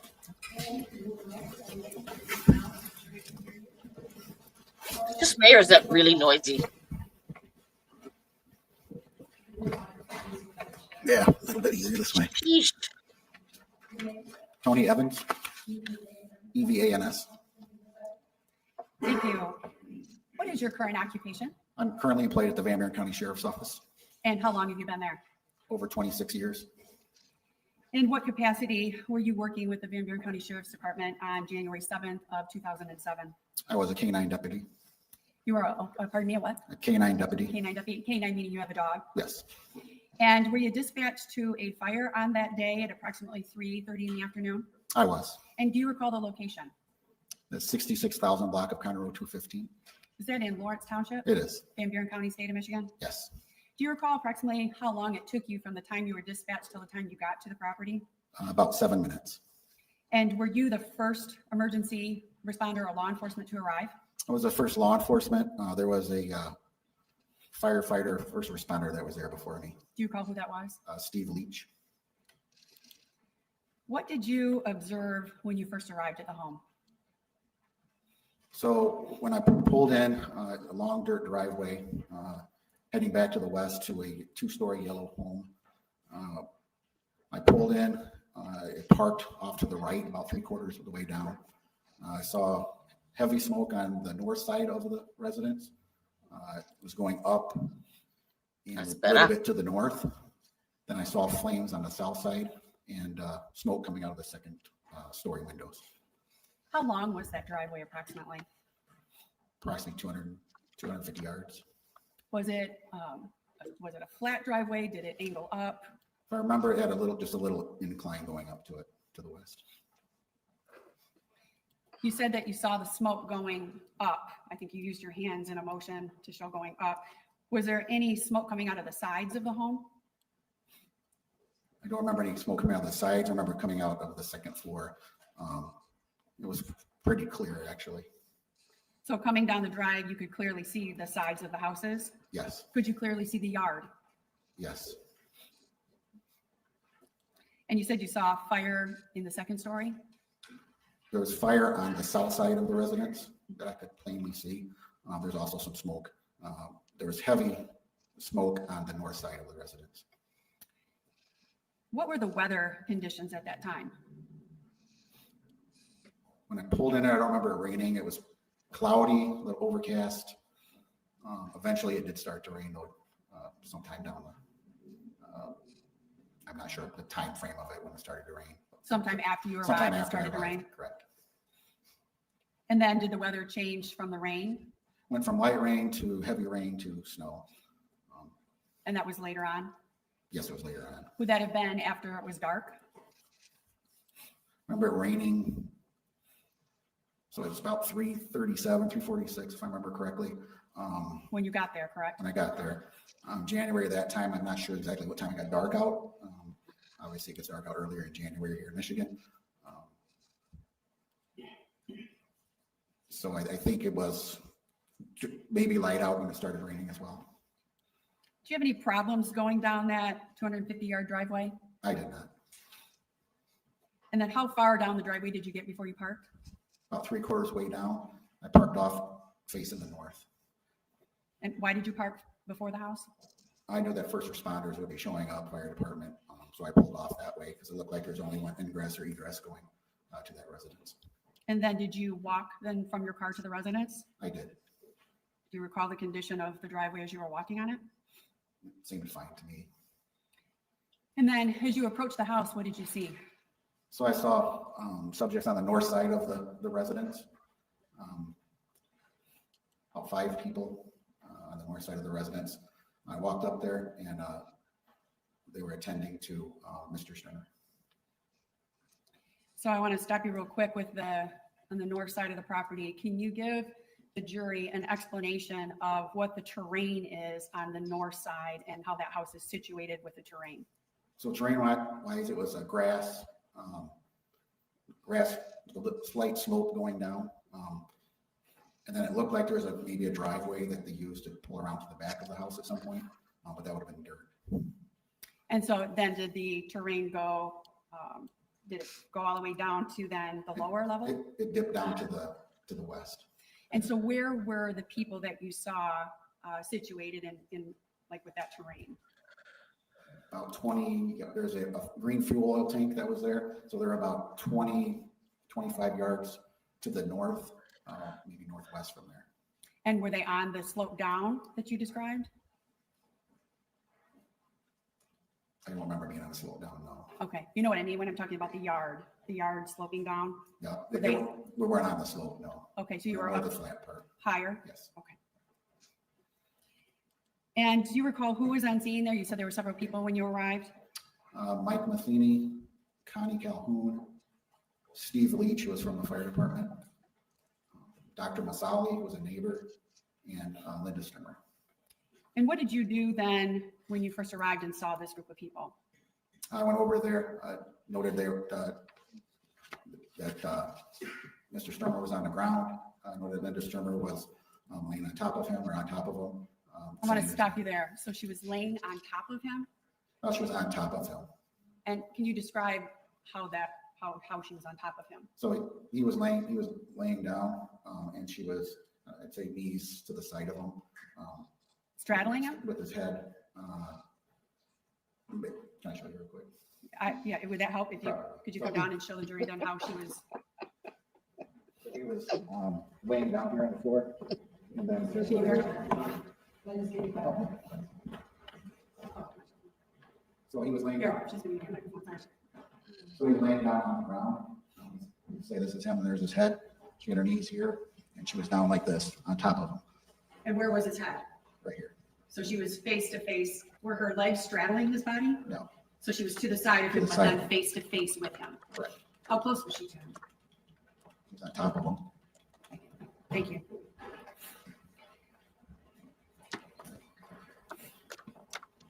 Could you tell at that time if Todd Stermer was still alive? He did have labored breathing. And when you say labored breathing, what do you mean by that? His breathing was shallow. Shallow? Was he responsive? No. Did you hear him say anything? No, I did not. What did you observe about Todd Stermer and any injuries? I know he had burns on his face, his arms. He appeared to be severely burned. His ears, you could see some cartilage on it. He did have a laceration to the back of his head that was bleeding. And did you see blood anywhere other than the back of his head? I also had lacerations to the back of him. Was there any blood on the ground? Yes. And where was that blood? The blood was where he was sitting, where he was laying on the ground. Was he clothed at that time? He was not clothed. He did have a pair of sweatpants. Oh, and a sorry. socks on. Hello, Miss Mandy. Sorry, darling. I was I was working on a spreadsheet. I was listening, but wasn't watching chat.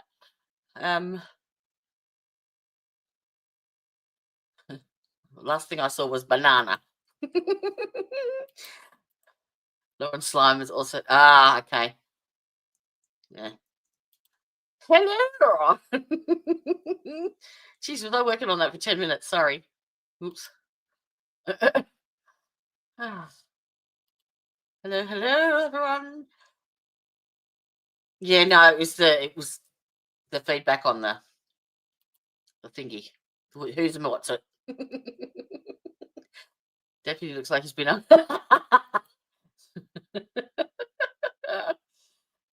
Yep. My back is just spasming something hard. It's hurties. Not sure if he had underwear. I'm on drugs kicking. But they were wrapped around his ankles. Ow, There ow. was a plaid, like a jacket of some sort that was laying over his private area. There was also other clothes that were bunched up down by his feet. By his feet? Yes. And did you ask the defendant, Linda Stermer, what had happened? I did ask her what happened, and she didn't respond. She was hysterical. Did you ask her if anybody else was in the home? I did. Did she Have you respond seen back? this show, A Mandy? couple times. We happened to be in the shower. Just happened to turn it on, and it was day one. I went, I'll have a listen. So the wife is being retried. She got tried and proven guilty in 2010 and given life without parole. Got overturned in 2018, and now she's being charged again somehow. I don't know how they did. When you go through that habeas corpus, can you explain to me how they got around that double jeopardy issue? Unless they just charged with her with arson initially, and then this one is murder one. But it's 55 pages. I haven't written it now. And so she what happened?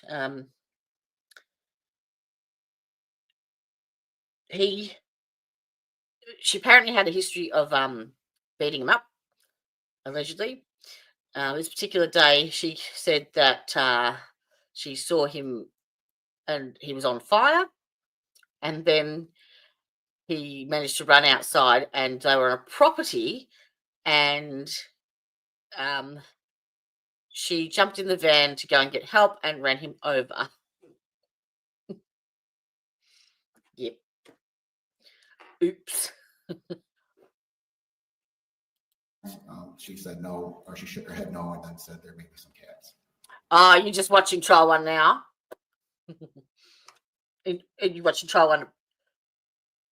Hang on, I'm confused. This trial, or you're talking Karen Reid? Yeah, come in halfway through the sentence and I'm not connecting the dots.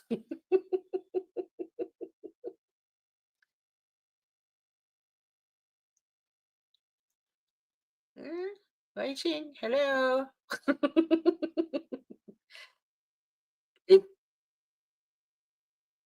Talladega Nights. I'm on fire. Gotta play it. Oh my god. Really?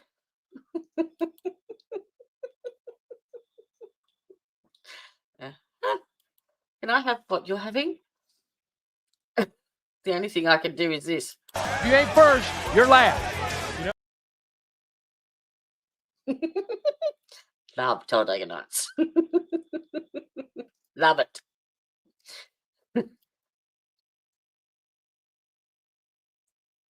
So, what defense are you talking about? Which trial? Please explain. Because if you've got the first trial of this one, I wouldn't mind watching that. What was the defendant doing then when she was on the ground? She was saying his name, Todd. Was anyone else attending to Todd at that time? There's previous people I spoke of were around him. Dr. Masali was there as well. He was attempting to attend to him as well. At some point, we had to actually take Linda off of Todd and move her so we could do immediate care. So when you say you had to take her off, what do you mean by that? I had to hold on to her and physically tell her to get off so we could go ahead and attend. So that you could do what? Attend to Todd. And when you say attend to, do you mean then administer aid? Administer aid, yes. And at that point, he still has the labored breathing? Yes. He had zero Did the chance of ambulance survival. arrive then? Zero. An ambulance arrived at some point, yes. Well, no, I took that. It was not. And it would have been There was excruciating. no ambulance at that time. Did you attempt to administer any aid at that time? So we were close to the house, and the house was Oh on fire. dear. There's a large green. Oh dear. That was, What's the link? Uh-oh. I'm going to have to go in the back door and get it. I'll be open with free. When you look like you can't get laid, hello. this is what you do. You look like you can't get laid. This is what you do. I love this. Poor bastard. Oh, I love it. I love it. Especially, like, we used to do takeoffs of it when I had the salon, because I had partitioned walls and it sort of had like 2 feet opening between the ceiling and the walls, so that I could hear if people were coming in the front door. If I was there by myself. And yeah, we would just, the nail tech out the front and the chick in the other room that was waxing, one of us would say, "Love that money," and someone else would go, "Woo!" And we just constantly all day do skits from Talladega Nights. It's great. "Oh, come at you like a spider monkey." "Oh, jacked up Mountain Dew." Yeah, never heard of it. Let's get back to work, shall we? It is the best movie ever. "You got 100 kilos of a Colombian bam strapped to the undercarriage of your car. What are you gonna do?" Another really, really good movie it's got who plays Cal Norton? John C. Reilly. It's a movie called it's just, I'm gonna have to look it up and I'll put it in chat. On the north side of the residence. So I was worried for other first responders, everybody on scene. So tried to make the decision to move Todd further away from the scene. The decision was made between, I'm not sure among all of us, was to find something to move Todd. Because I went to try to move him, and as I grabbed him, so I tried to grab him under his arms, kind of like a fireman carry, and see if I could bring him back. This one. But due to his skin slippage, I was unable to do that. I then attempted to try and grab his arms, and maybe I could pull him that way, and the skin came off of his arms. And now Oh. Were you able to find something then to try to move him? One of the persons there, we found like a molded sled, like a plastic sled or some sort. A plastic sled? Yeah. From what I recall, it's like a molded sled. I can't even tell you what color it was. It was just made of plastic? That's my recollection. It was probably plastic. And once you found that sled, what did you do? So we moved Todd up. All right. Slid him. Here's another one for you. This is John C. Reilly in the Dewey Cox story. That's amore. Hits your eye like a big pizza pie. That's amore. When the world seems to shine like the hell is this? Pizza pie. What's in a pizza pie? Here it is. Bells will ring. Ding-a-ling-a-ling. Ding-a-ling-a-ling. And you'll see. Hang on.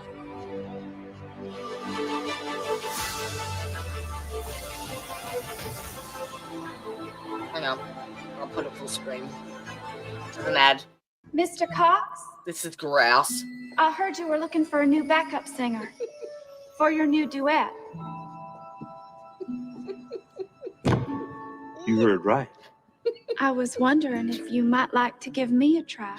I reckon I might. Darlene? I've been singing in my church choir since I was a girl. I like the sound of that. Darlene Madison. Dewey Cox. This is the best song ever. Hello, Darlene. Hello, Mr. Cox. Hello, Mr. Cox. You ready to sing one? Oh, I'm ready. I'm always ready. All right. Oh, all right. In my dreams, you're blowing Blowing me. some kisses. That's one of my favorite things to do. You and I could go down in history. That's what I'm praying to do with you. Let's do it in ways that make us feel good. Let's do it and make that sacred sound. Dewey Cox, I am not that kind of woman. All right.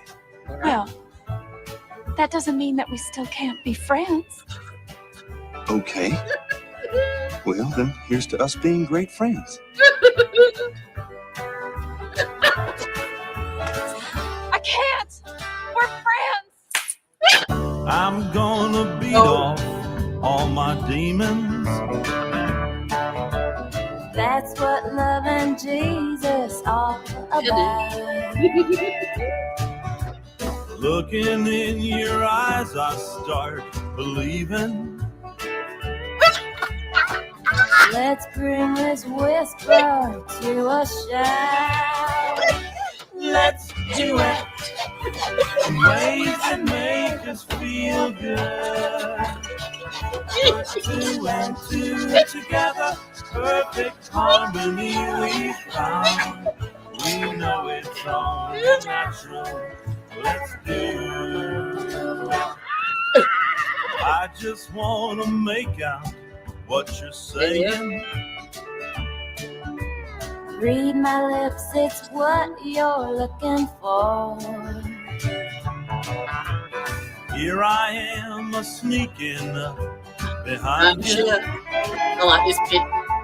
You can always come in my back door. Let's do it. Yes, I have a sixth sense of humor. Sorry.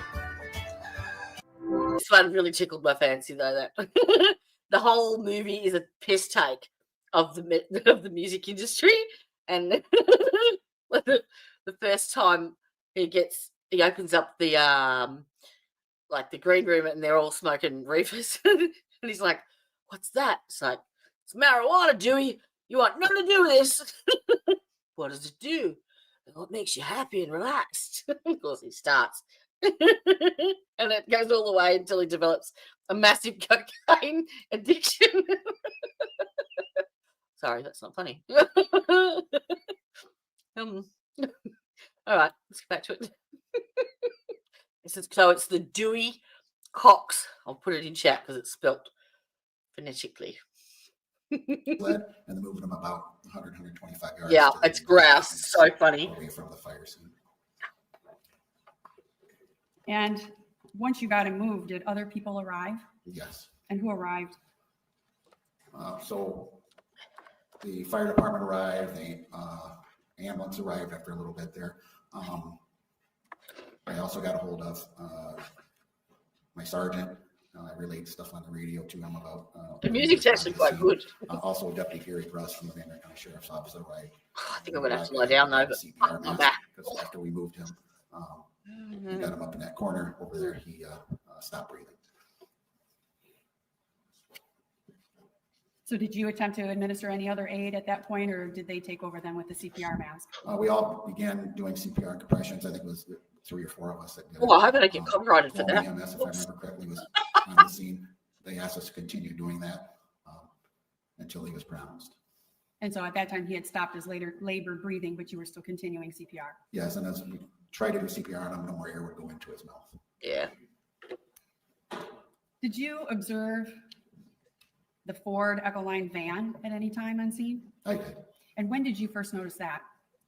I was after tending to the medical aid of Mr. Stermer. I saw a Ford Econoline van at the south side of the resident, or I'm sorry, the west. That would be the west side of the residence. So behind the residence, with the front facing south. So, and I just for directionally challenged people like myself, the north side would be to the right of the house, correct? So if I'm going down the driveway and I'm looking at the house, the right side is the north, the left side is the south. So straight ahead would be west. Straight ahead would be west. So the Mr. Stermer and everybody were to the right on the north side when you first arrived. Yes.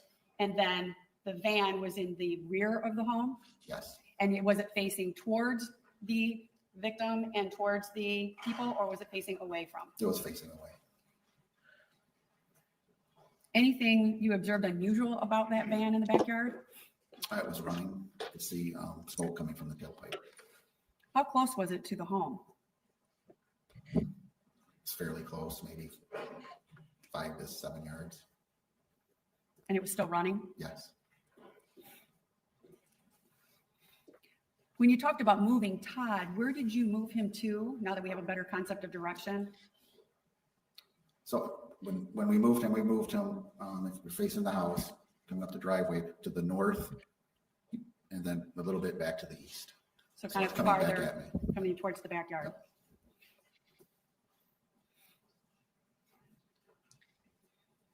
Were you there when the medical examiner arrived? I was, yes. At that point, once the medical examiner had arrived, was Todd pronounced dead at that time? I believe so, yes. Once he was pronounced dead, did you have an opportunity to see his injuries a little bit more thoroughly? Yes. And how much of his body was burnt? I would say 70%. Ooh. And you talked about skin slippage. Where was the skin slippage? So on his arms, down by his hands, where the skin peeled off and went down towards his hands. He also had some skin slippage up when I tried to grab him up by the shoulder area. And you talked about the lacerations and I believe some injuries you saw in the back. Is this the time that you saw the injuries then on the back? Yeah, I noted there was a lot of blood when we moved him. And during the time of the CPR, and looking at him, there's a large pool of blood when we moved him from the area where he was laying down. Brought him over there, and once we were doing our medical assessment of him, he was still bleeding from his head. And then he had some lacerations as well on his back.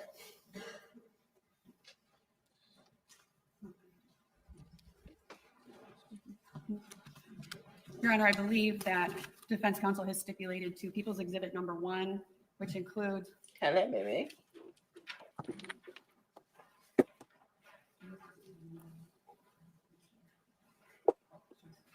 Can I help you? It would include items, pictures 1 through What you got? 27, so we've labeled them all 1.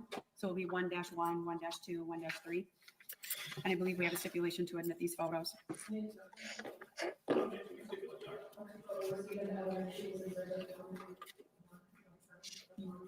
Yes, Your Honor. And permission to publish. Thank you, Your Honor. I'm going to hand you the stack of photos that's been admitted as People's Exhibit number 1, just so that you can follow along as we talk about them. Okay. So this is 1-1, and I just want to point out for the record that it's evidenced by the number 1 at the bottom right corner, just for the ability to keep the record clean.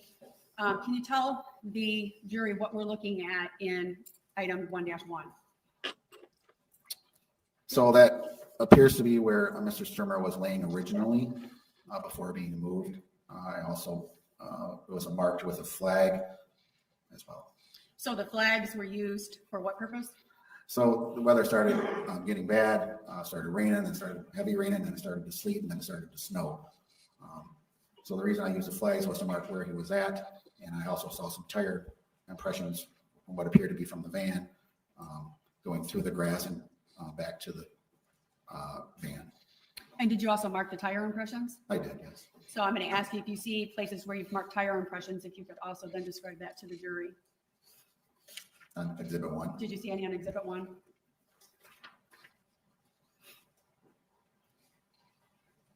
I see one other flag, but I'm not sure on this picture here. Okay, I'll have you go to number 2 then. And can you describe to the jury what we're looking at here? So number 2 is where Mr. Stermer was laying. And can you tell by this picture then in relation to any tire tracks? There are some tire tracks next to the flag there. And would that be then towards the kind of a diagonal from the left to the right? Yes. That would be the tire track? Would that be the tire track? Yes. Okay. I'm going to have you then go to 1-3. Could you describe for the jury what we're looking at here? So that's where Mr. Stermer was laying. The 2 flags depict the tire tracks going I'm trying to orient myself in that. Would it help to give you the pointer? No, I can see Okay, it. okay. So the 2 flags are representative of where the tire tracks were. So I'm going to point out so that we have the orange flag and the red flag. Those are the All right, tracks. Dylan. Can you see on the screen where I'm touching Yeah, on? I need to. Yeah, the first flag is depicting where, so the one on the left is depicting where Mr. Stermer was laying. Okay. The one past it, There's still 2 hours to go. the next photographs, Okay. but that could be possibly where the other tire track was. Okay. And then I want to then the darkened area immediately to the right of the flag. What is that? You see where I'm pointing? That is blood. Okay. And that's where Todd Stermer was laying? Yes. Okay. I'm going to have you go down to the next photo. 6.5 Can you hours. describe what we're looking at here? So That's another picture of where Mr. Stermer was laying. 36, 37. And then any tire track, is this the same tire track? Yes. Okay. I'm going to go to Really the good, next bitch. slide, which I believe will be 5. What are we looking at here? So I think you can see the van in the back, background there. And if you look at the tire tracks, one on the left and right, that is a tire track moving back towards the van. So were you able to follow the tracks from where you first saw them to then the van that you found? Yes, And is this a progression of pictures as you're approaching the van? it is. Okay. So I'm going to go then to photo number 6, 1-6. What are we looking at here? The picture, pretty much the same as the other one, depicting where the tire tracks were. And are you just walking closer to the van at this Correct. time? And now I'm going to go to 1-7. What are we looking at here? 1-7 is depicting where the I two cracked flags myself are, up. where the tire tracks are going back behind the house. And again, then also where the victim was located? Yes. I'm going to go to 1-8. And what are we looking at here? It's just another photo depicting where the tire tracks are going to the back of the house. And in this photo, we can see part of the house. Is that correct? Correct. It's not And so even if you're like looking at the house from this angle. it's not even like she had to maneuver around stuff. Like it's an open area. Okay. Like Which was found. Yes. where is it? And Over to the west side. Bumper, her back would have been to the house at this. I would have side flags. Okay, and Yeah. then these 2 flags here. Yeah. So what I'm trying to mark is where you could see the tire impressions going to the van. Mhm. Again, it was pouring rain, getting hard, and freezing rain and a little bit of snow. Yeah, I So just that's saw why you're that. just trying to make It just popped up. He strangled her. Apparently, of course. There's nothing for weeks, and then they all start at once. You watch. sure that you get the I property. think everyone is anticipating the demand for the Reed thing in 3 weeks, so they're up in their game. I'm just trying to preserve it for with whatever I had at the time. I'm going to go to 1-22. And what are we looking at here?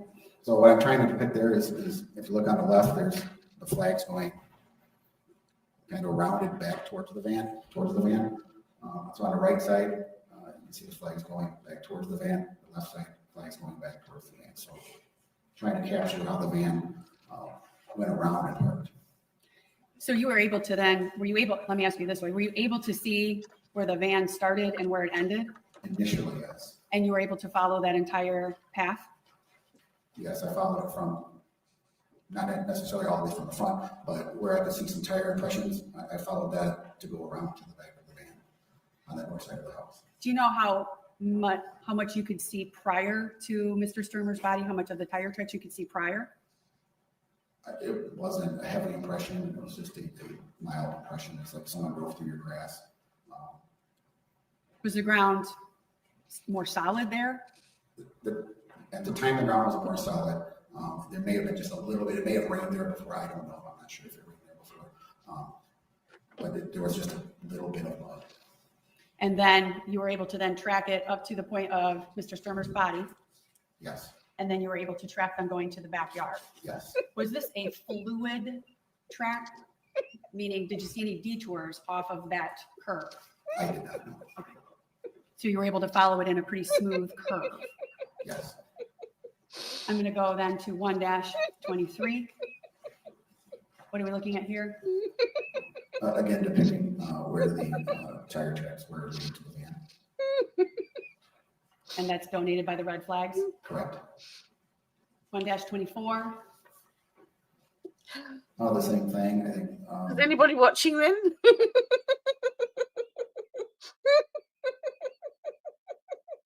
I told you I would make it amusing for you, Teresa. Did you see it? No. Oh. Oh. Oh. It's a little bit better angle.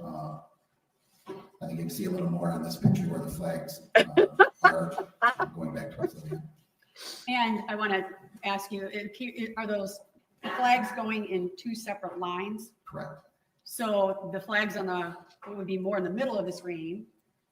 Those would have been. The flags are near the tire tracks, yes. And so let me ask you this way. So you're marking 2 sets of tire tracks. 2 sets of tire tracks. The left side, the driver's side, and the passenger side. And in this picture, you can see where there's looks like some medical supplies that might have been left down, some gloves or something. Okay. It looks like right there, that was where Mr. Stermer was laying. Okay, when you say right there, On the left side, above that white. above this white, So go above that, right there. so right above the white, Yes. that's where, what is that? It looks like that's where Mr. Stermer was laying. And when you're talking about Yeah, medical, it's not like she had to maneuver around plants or structures. He's laying in the middle of nowhere, and she still managed to run over his head. the supplies, what are you talking about? Gloves. Gloves, and maybe that was a. All right. I am going to sign off here and go into the boudoir to my studio and lay down and watch from there. Okay? I'll see you shortly. Or you'll hear me shortly. Bandage. I'd probably grab that in my car. I'm going to go to 1-25. What are we looking at here?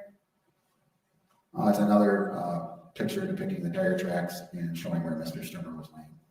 And again, I just want to be clear, there's two straight lines of flags, correct? Correct. And so the ones then on the left would be the driver's side, and the ones on the right would be the passenger side. Yes. I'm going to go to 1-26.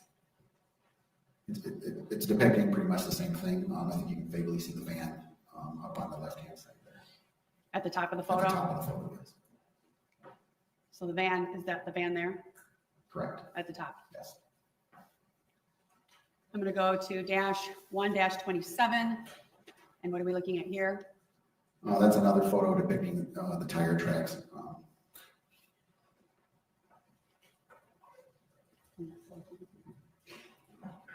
And I believe that is the last photo.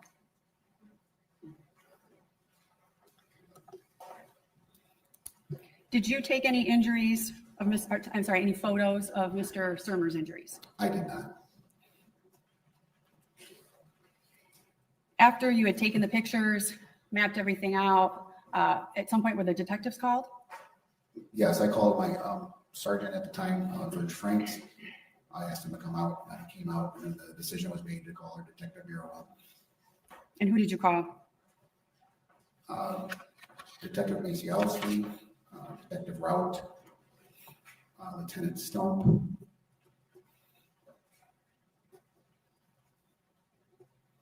And you had mentioned that the medical examiner had arrived at some point. Yes. Do you recall who that was? Amy Darman.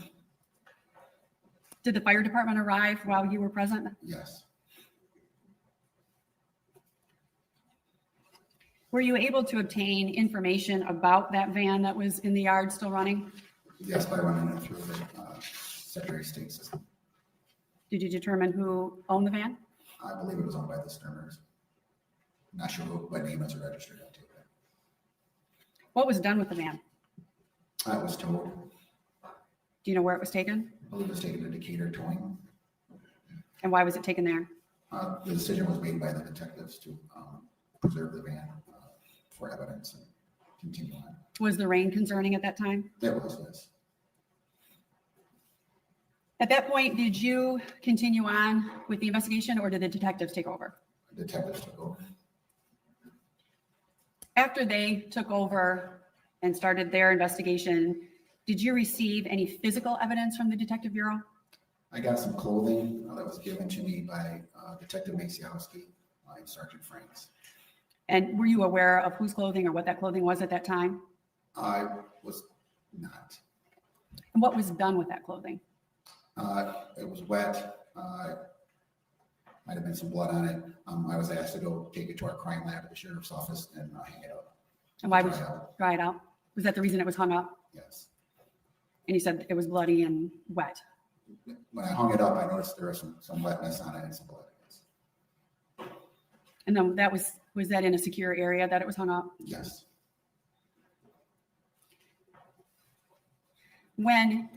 After you moved Mr. Stermer away from the house, were you able to then show the detectives where he first was located by you? Yes, I did. And at that time, was everything flagged for them? So when I put the flags out there, but there's also other first responders on that north side. I think one of the pictures here shows a tire track kind of going off I believe that is to a first responder vehicle. That's not related to the tracks that I saw going to the Fort Econoline van. And then did you inform the detectives of everything that you had seen? I did. And then was the scene secured for that evening? Yes, it was. And how was it secured? I believe the detectives called the police to secure it and waiting on the fire marshal. And the fire marshal, did they secure it until the fire marshal arrived? To my knowledge, yes. I have no further questions, Your Honor. Thank you.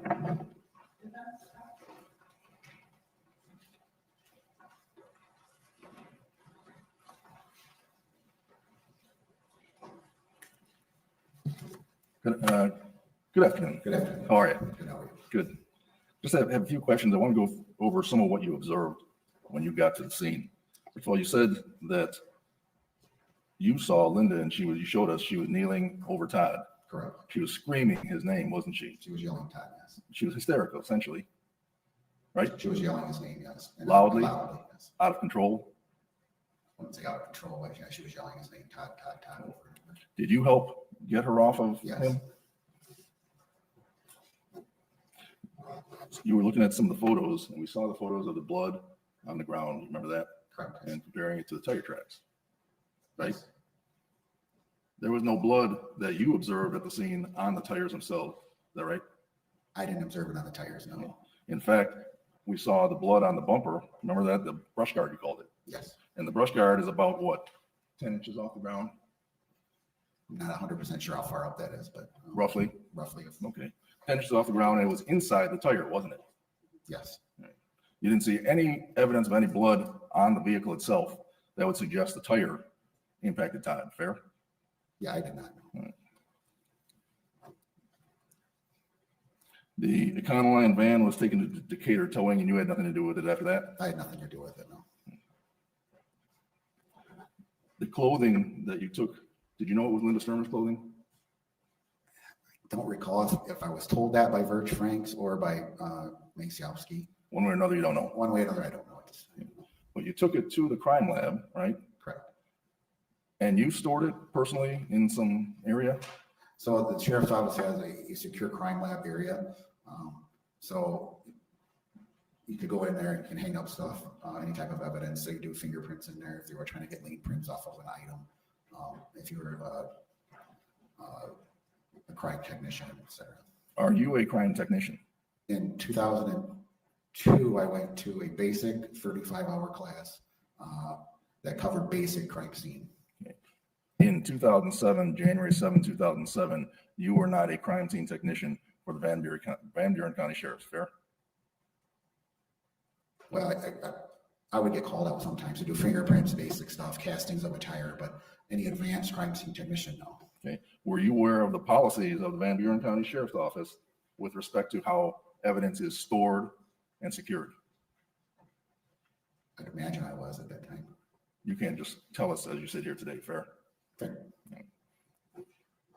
And you don't know, well, you didn't separately bag any of the evidence, did you? I did not. You just kept it and stored it in the room together as you found it. I hung it up separately, yes. I noted it in a report. But you don't know the way you hung it up and where you stored it was in compliance with the Sheriff's Office policies and procedures, fair? Fair. Thank you very much. Appreciate it. Just briefly, Your Honor, you never had the opportunity to examine underneath the van, did you? I did not know. And you're trained as to how to store evidence, correct? Yes. And you have policies and procedures on how to store evidence. Yes. And that was a secured area that the evidence was put into, correct? Correct. And did you follow the policies and procedures at that time of how to handle evidence?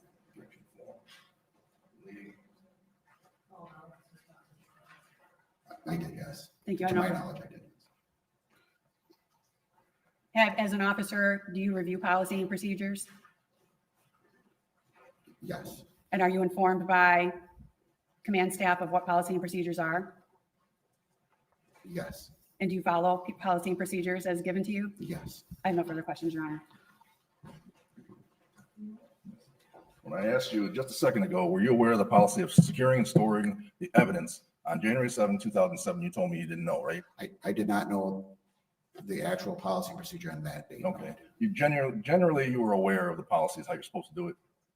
Correct. But as you did those pieces of clothing, you don't know if they complied with the sheriff's office policy. I do Fair? not know at that time. Thank you.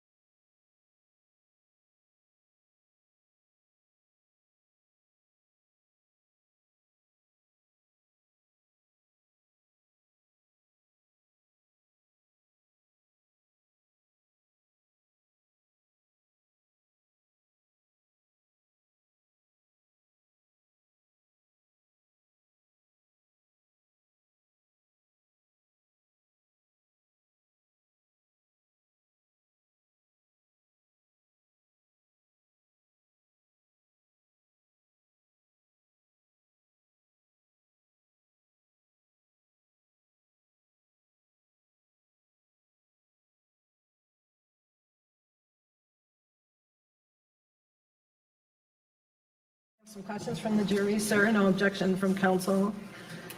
First one is, do you know if the van was stuck behind the house or merely parked, just if you know? I did not appear to be stuck, appear to be parked. Were the tire tracks on the dirt drive around the house? Were they on the dirt drive around the house? It was on a grass dirt area. I don't know if that's what they use as their drive or not. Any blood, mud trail, or drag marks from Todd to the house prior to moving him? Not that I saw, no. Okay, thank you. Counsel, do you have any questions in light of my questions and answers? Inside of him? I would just like to follow up one. Did you have any? Question. Okay. So that second question had to do with tire tracks around what you call the dirt drive. It wasn't even a driveway, right? No, it looks like maybe they use that to drive around to the back of their house. Did you see any tire tracks? Strike that. If you had seen that, you would have measured that off and flagged it, right? If I would have saw, yes, I would have flagged it off, yes. Did you notice anything? I did not know. Thank you. And to be clear, when you talk about the drive around, what material was that? Was it dirt, was it Grass, grass? dirt, there was no concrete, gravel, anything like that that I recall. So was it mainly grass?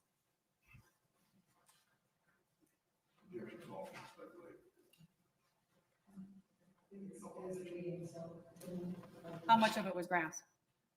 I'm not sure Okay. how much was grass. Okay. Were there any defined tracks that you were able to say that this was something that was used in the past? Not that I recall. I have no further questions. Jury, do you have any other questions of him in light of what's happened, the latest questions? Okay, you do, ma'am? Is it written down yet? Okay, we'll retrieve it from you.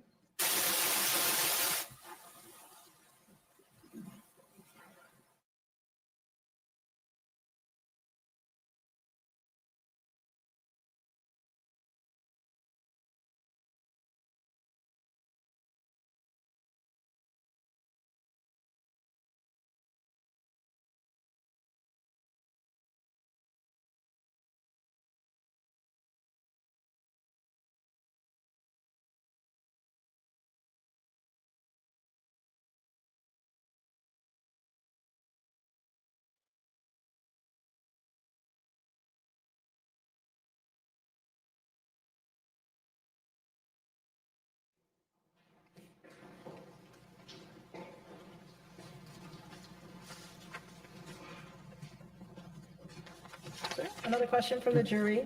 When you first saw Todd, do you know if he was laying on his back or stomach? He was on his back. I'm sorry. On his back. Okay. Counsel, any questions in light of that question and answer?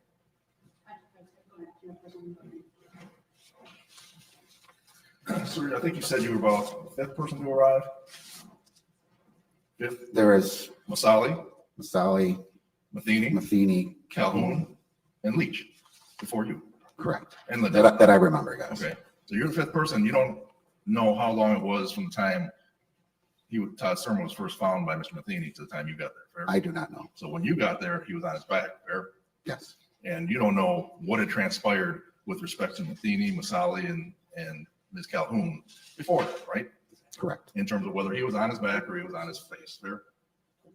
Fair. When I arrived, he was on his back. Thank you. Okay. Any other questions, jury? No questions? May he be excused from his subpoena, counsel? I would ask him to be excused, Your Honor. Do you want him to, are you okay with him being excused from subpoena? Okay, thank you. Okay, sir, you're all done. Thank you.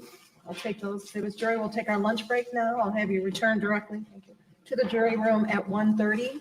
And please remember the instructions. Do not talk about the case with anyone or allow anyone to talk about it with you. Do not watch any media reports of the case. Thank you.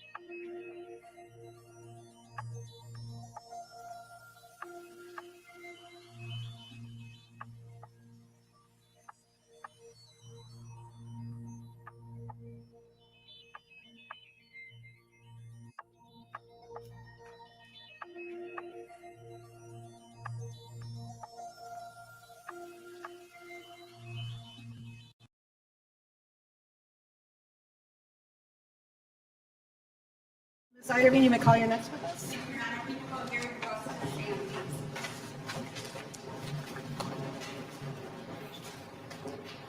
So if you raise your right hand, do you solemnly swear or affirm that the testimony you're about to give in this cause will be the truth, the whole truth, and nothing but the truth? Thank you. Please have a seat. And once you're settled in, I'll have you tell us your full name and spell the last, please. Full name is John Gary Gross. Last name is spelled G as in George, R-U-S-S like in Sam. Thank you. Ms. Thank you. Irene? Mr. Gross, what is your current occupation? A little closer. Thank you. What is your current occupation? Retired Deputy Sheriff, And what did you do prior to retirement? Deputy Sheriff, Van Buren County, And how many years? 5 years. 5 years. And what did you do prior to that? I have a total of 22 years. Oh. You better set up like that or move the microphone closer so the jury can hear you. Is that better? Sorry, So how many years total were you with the Van Buren County Sheriff's Department? 22 years. And on January 7th of 2007, were you acting in your duties as Van Buren County Sheriff? Yes, Deputy. And were you called out to respond to a house fire on County Road 215? yes. And do you recall approximately what time that was? Can I look at my report? Would it help refresh your memory to look at your Would. report? If you could just look at it and then put it down. Approximately 1,530. Set it down and testify from after being refreshed. Okay, thank you. 1,535, 33 minutes, 3:30, About 3:30 in the afternoon? correct. And were you the first one to arrive or was somebody else already there? I was the second deputy on scene. Deputy Tony Evans was first. And at that time, did your car have the ability to take some video as you were going into the scene? Yes, anytime you activate and you're running on code and you turn your system on, it automatically starts the camera. And in 2000, 2007, were those, what type of storage device did it hold that tape? It was mounted at the ceiling towards the windshield front of the car, and it was in a box, a metal box. Was it VCR? Was it cassette tape? Was it flash drives? I'm not sure. There was no VCR. It had to be recorded digitally. Okay. Okay. In 2007? Yes. Okay. And I think before you came up today, or before you got on the stand, I showed you some shots, some still shots, some photos. Were those taken from your video camera from your car on your approach? Yes. Your Honor, I believe that we have a stipulation to admit People's Exhibit number 2. It is items 1 through 10. So 2-1 all the way through 2-10, they are photos. We stipulate, Your Honor. It's 2-1 through 2-10? Yes. Okay, thank you. We'll receive those. Permission to publish, Your Honor? You may. So I'm going to have these with you so that you can kind of describe these to the jury as we go through them. These are shots from my car camera as I approached the residents coming up the driveway, which shows obviously the residents engulfed in fire. Oh, hang on just a moment. I think they got to get the big screen up for us. Okay, so I'm going to start out with then 1-1. What are we looking at here? Yes. And you can see by the bottom corner, if you look for the one with the 1 at the bottom, Yes. what is this photo depicting? I'm sorry? What is this photo depicting? It's depicting me coming up the driveway to the house that I was dispatched to. It's obviously on fire. I'm going to go now to the next one, 2-2. Same, just from a different angle. Yes, I'm a little closer to the residence, and it shows Tony Evans' car to the right, the deputy's car to the right. I'm going to advance then to 2-3. Anything different in this photo?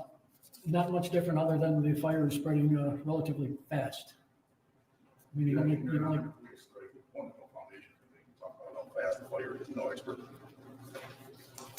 I think it's just making observations from the picture, Your Honor. You can't. These are still not even As a video. layperson opinion, I'll allow it as a layperson. I'm going to go to now 2-4. What are we looking at here? Again, a closer shot of the house as I approach with Deputy Evans' car to the right. 2-5. Anything different here? The only difference here is obviously I'm closer to the residence and the fire is continuing to burn, and Deputy Evans is looking for equipment in the trunk of his vehicle. Is it fair to say that these photos are a progression as you're actually going down the driveway? Yes. I'm going to go then to 2-6. Again, a closer view of the residence as I'm pretty close to going to the location and stopping. 2-7. Again, a closer view that shows Deputy Evans is still looking for equipment in the trunk of his vehicle. 2-8. I'm very close to pulling in next to Deputy Evans' vehicle, and obviously you can still see the fire in the residence. And I just want to point out the heading at the top of the picture. Is that the date and time? Correct. January 7th, 2007 at 1533 minutes. I'm going to go then to the next one. This one would be 2-9. Yep, this is where I'm fairly close to Deputy Evans' car because it doesn't show in the camera lens, and obviously again shows the residence engulfed in flame. And then now finally 2-10, which then the time is listed as 3,400 hours. Is that correct? I'm sorry, 1534. Correct. And this is where I'm pulling off the driveway to park. So these photos are all within just several minutes. Correct.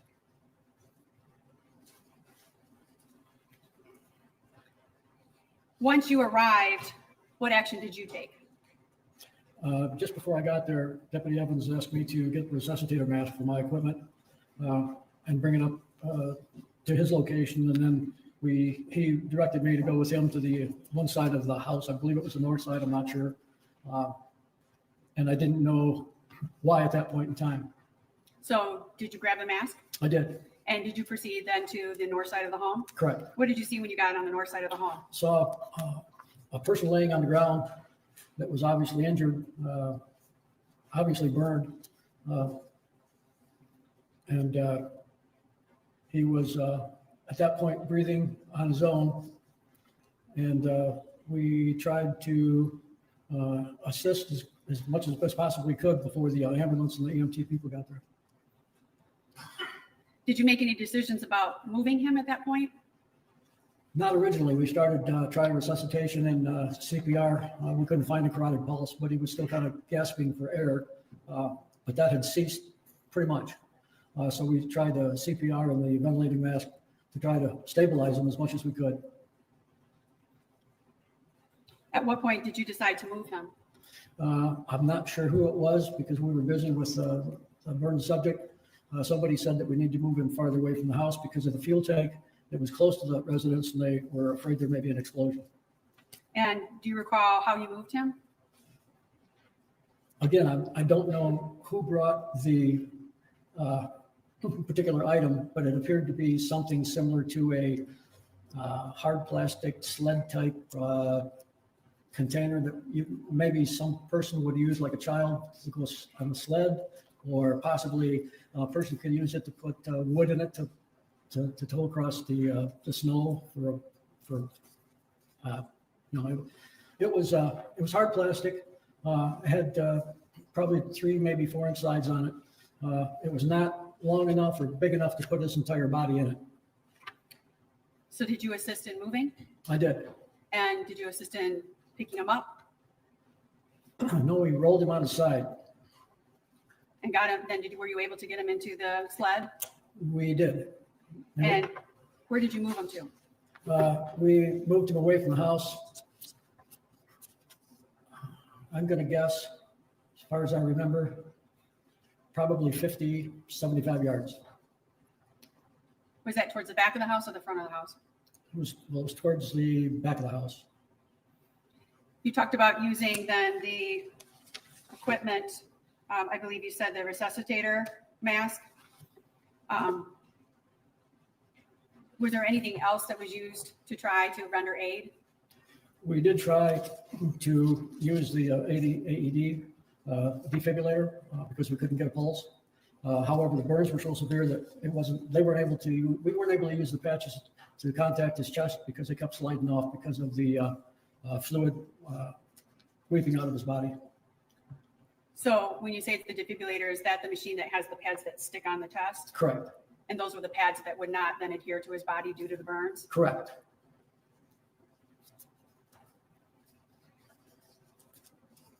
Did you continue to render aid then after you moved him? We did. Was he still alive at that time? Well, we weren't certain. We were doing our best to try to stabilize him as much as we could. Did you see the defendant, Linda Stermer, there at that time? Did I see? I'm sorry. I didn't. Did you see Linda Stermer there? Yes. Did you talk to her? Very little at the onset because we were busy trying to help the burn subject. When you say the burns were severe, like what was your observation of his injuries? Well, I don't know how graphic you want me to get, but I can tell you that his ears were pretty much burned off. He had no eyelids. His lips were pretty well burned off. He had no hair on his body. The skin on his fingers and arms were deteriorating and sliding around.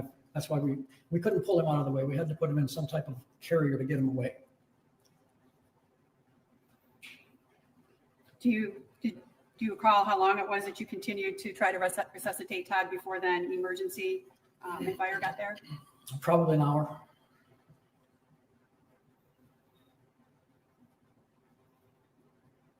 So you said you spoke very little to Linda Stermer in the onset. Do you recall what you had said in the beginning of the onset to her? We had, while we were working on the victim, I asked her if there was anybody else in the house, along with Deputy Evans asking her.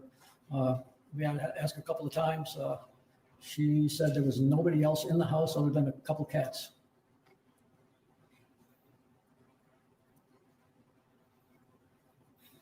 Was there a time after EMS and fire arrived that you were able to then have a longer discussion with Linda? Yes. Do you recall approximately how much later that was, or? I don't recall exactly how long between EMS and ambulance personnel got there. It was chilly. It was fairly cold. So we were concerned with her being hypothermic. So we put her in a pickup truck that was there. And I don't know whose pickup truck it was, but it was the closest vehicle in a safety situation. So I put her in there to calm her down and try to keep her warm. And I was sitting in there with her. So prior to you getting into the vehicle, how would you have described her demeanor at that point?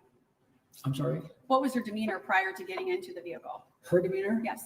I would say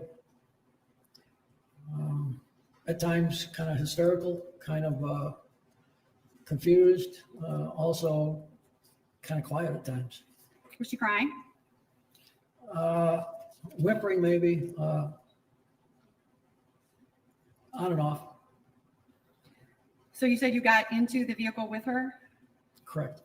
and were you able to have a longer conversation with her at that time? I had asked her if she could tell me what happened, and started a conversation. A lot of the time she was looking at the floorboard of the truck. I had to ask her a couple times. Sometimes she'd answer a couple words, and then other times she'd just be quiet. Did she say where she was located when she first learned of the fire? She said she was down in the lower level of the laundry room doing laundry. Did she say where Todd was? She had mentioned that Todd was in the upper level in the bedroom. At that point, I think that's all she said. Did you talk to her about if there was a fireplace in the house? I did. I asked if there were fireplaces in the residence, and she said there was 2 fireplaces. One was upstairs in the one bedroom in the upper level, and the other one was in the main part of the house. I then asked her if they were gas fireplaces or wood burner fireplaces, and she said there's no gas in the house. They were both wood burning fireplaces. Did she say what happened when she was downstairs doing laundry? She said she heard Todd hollering and screaming, so she ran upstairs to the main level of the house that was full of smoke. She then said she couldn't get upstairs because the doorway was black with flames and she couldn't get by there. So then she ran outside to tell the neighbor that apparently was there to call 911. Did she say what door she ran out of? She said she ran out the front door. So she said she couldn't get up the steps, but she said she ran out the front door? She couldn't get, I'm sorry, she couldn't get upstairs to the upper level bedroom area because that was full of flames.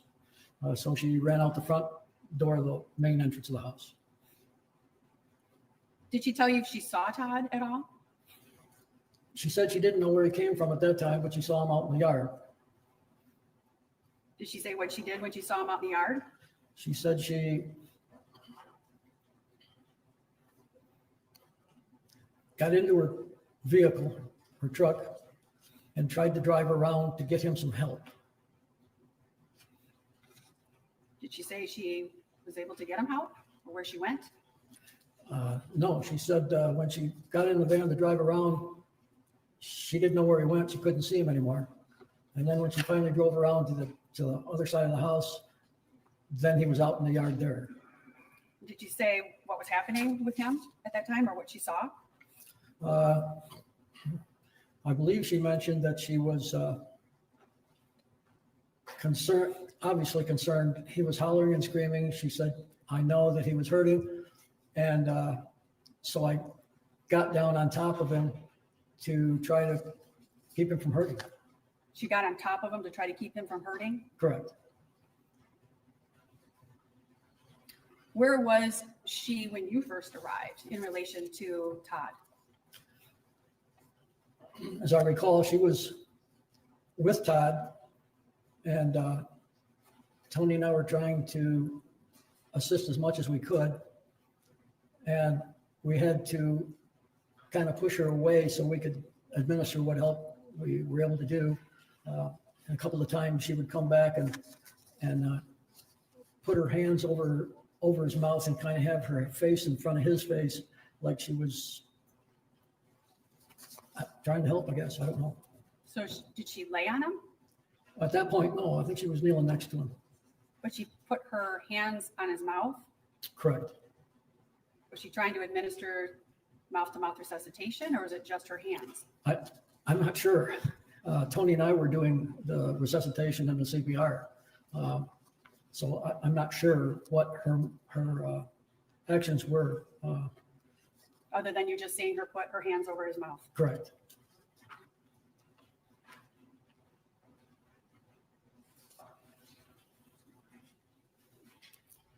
When Linda was talking to you in the car, did she mention if Todd was clothed or on fire at that time when she saw him in the yard? I believe she said that he was smoking. Did she say anything about his clothing? I believe she said that he had already tried to remove his clothing, rip them off, and that he was like smoking. Body was smoking. His body was smoking. I have no further questions, Your Honor.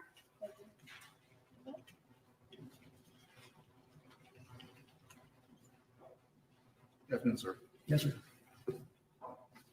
Now, did you say you're retired? Correct. How long have you been retired? 2013, And how long were you with the Van Buren County Sheriff? 22 years. Yeah.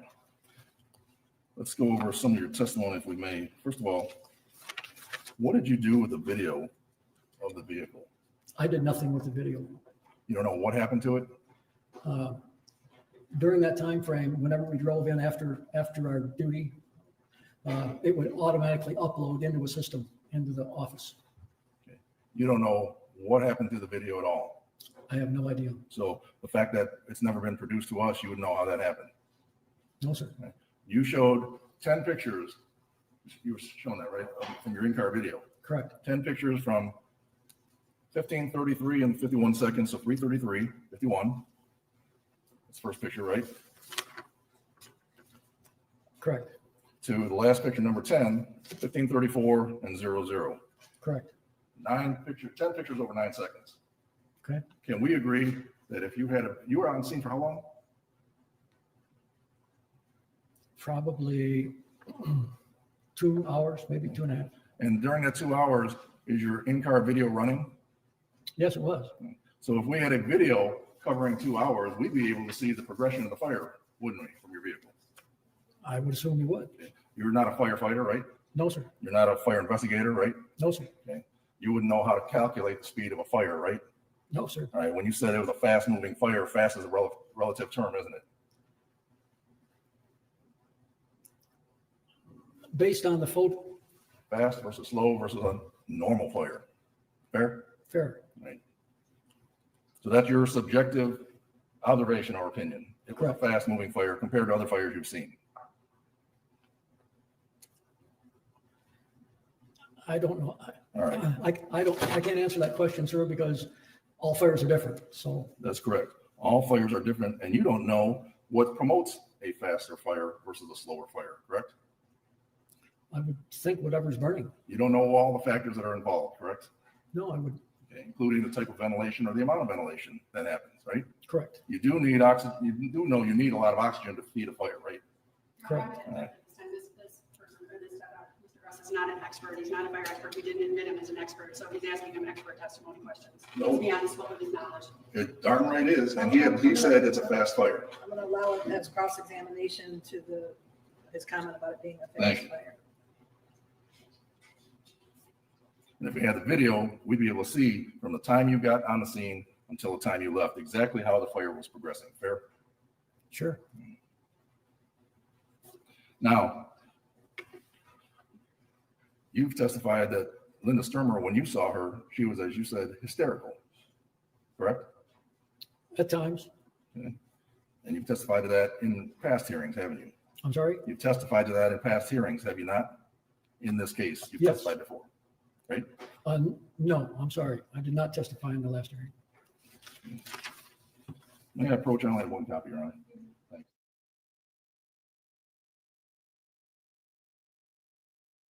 And then on the second page, I'm going to ask if you recognize your name. Yes, sir. Okay. Did you testify in a hearing, sir, on January 6, 2010? I was not called to that hearing. I have a report. Are you testifying to our jury that on January 6, 2010, you were not testifying in a court hearing in this case? I don't recall that at all. Okay. You would agree with me, your memory would have been a lot better in 2010 than it is now about this fire, right? Yes, sir. And certainly, you would agree that your memory was a lot better when you wrote your report right around January 7 of 2010 than it is 18 years later, fair? Yes, sir. You are trained as a police officer to write detailed reports, aren't you? Is that a question? Yes, I said, aren't you? Yes, sir. You've been trained like that since the police academy, haven't you? Yes, sir. You want to make detailed reports and accurate reports, right? As much as possible, yes, sir. Because many years later, you might not remember every detail, fair? Correct. So if we look at your report and you're trained to include all the important details, am I right? Yes, sir. Okay. You would have had a better memory of the details of this incident then than you do now, fair? Fair. Okay, you have your report in front of you. Yes? Yes, I do. Okay. I want you to tell this jury, because you testified earlier that Linda Stermer said her husband was in the bedroom. Remember that? Correct. Okay. There's a page on here, page 2, that says interview with Linda Stermer. You see that?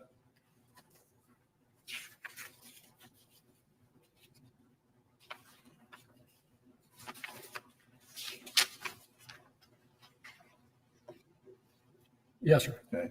I want you to tell our jury where in this report that you made that's accurate and detailed and when the memory was fresh, where it says Todd Stermer was in a bedroom.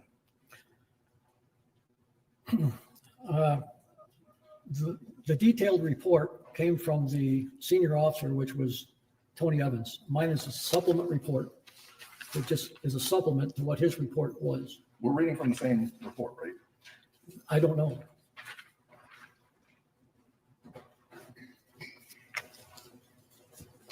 Here.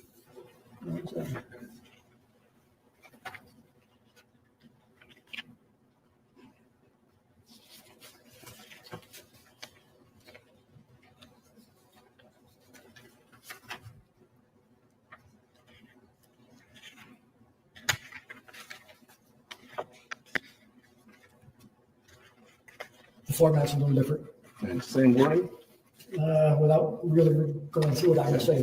I've just had a chance to look at your report. Okay. Tell me where it says that Todd Stermer was in a bedroom.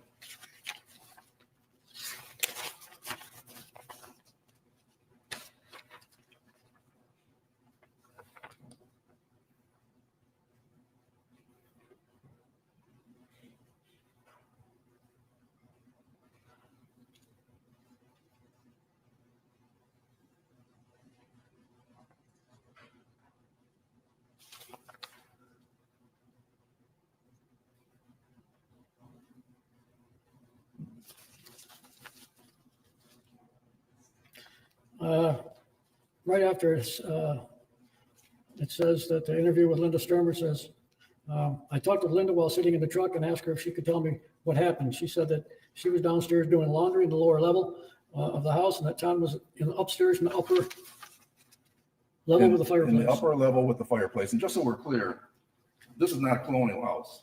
It's got a lower level basement, right? Walk out. Okay. You know that or don't know that? Yes, lower level. And it has a main floor, first floor, and then it has a second story loft. All right. Okay. So when you're saying upper level, what you mean is the first level, the main living room area. No, this is upper level. Okay. There's two fireplaces, one in the upper level where Todd was, and the other was in the main level of the house. All right.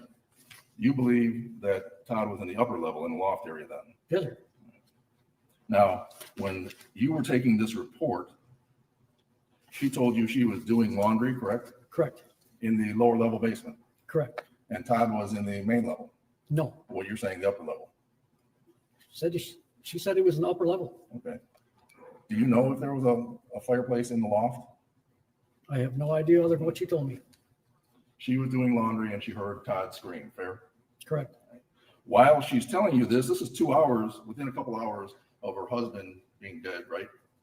Yes. And her having her house on fire, right? Correct. You said she's hysterical, right? Correct. She's also at times confused, mumbling, shaking, and not making sense. Is that right? Correct. So she was at times incoherent because of what she'd been going through. Fair? Fair. The one main point she told you was where she was when the fire started, when she heard her husband scream. Fair? Yes. And that's in the lower level. Yes. Not on the same level as him. Fair? Correct.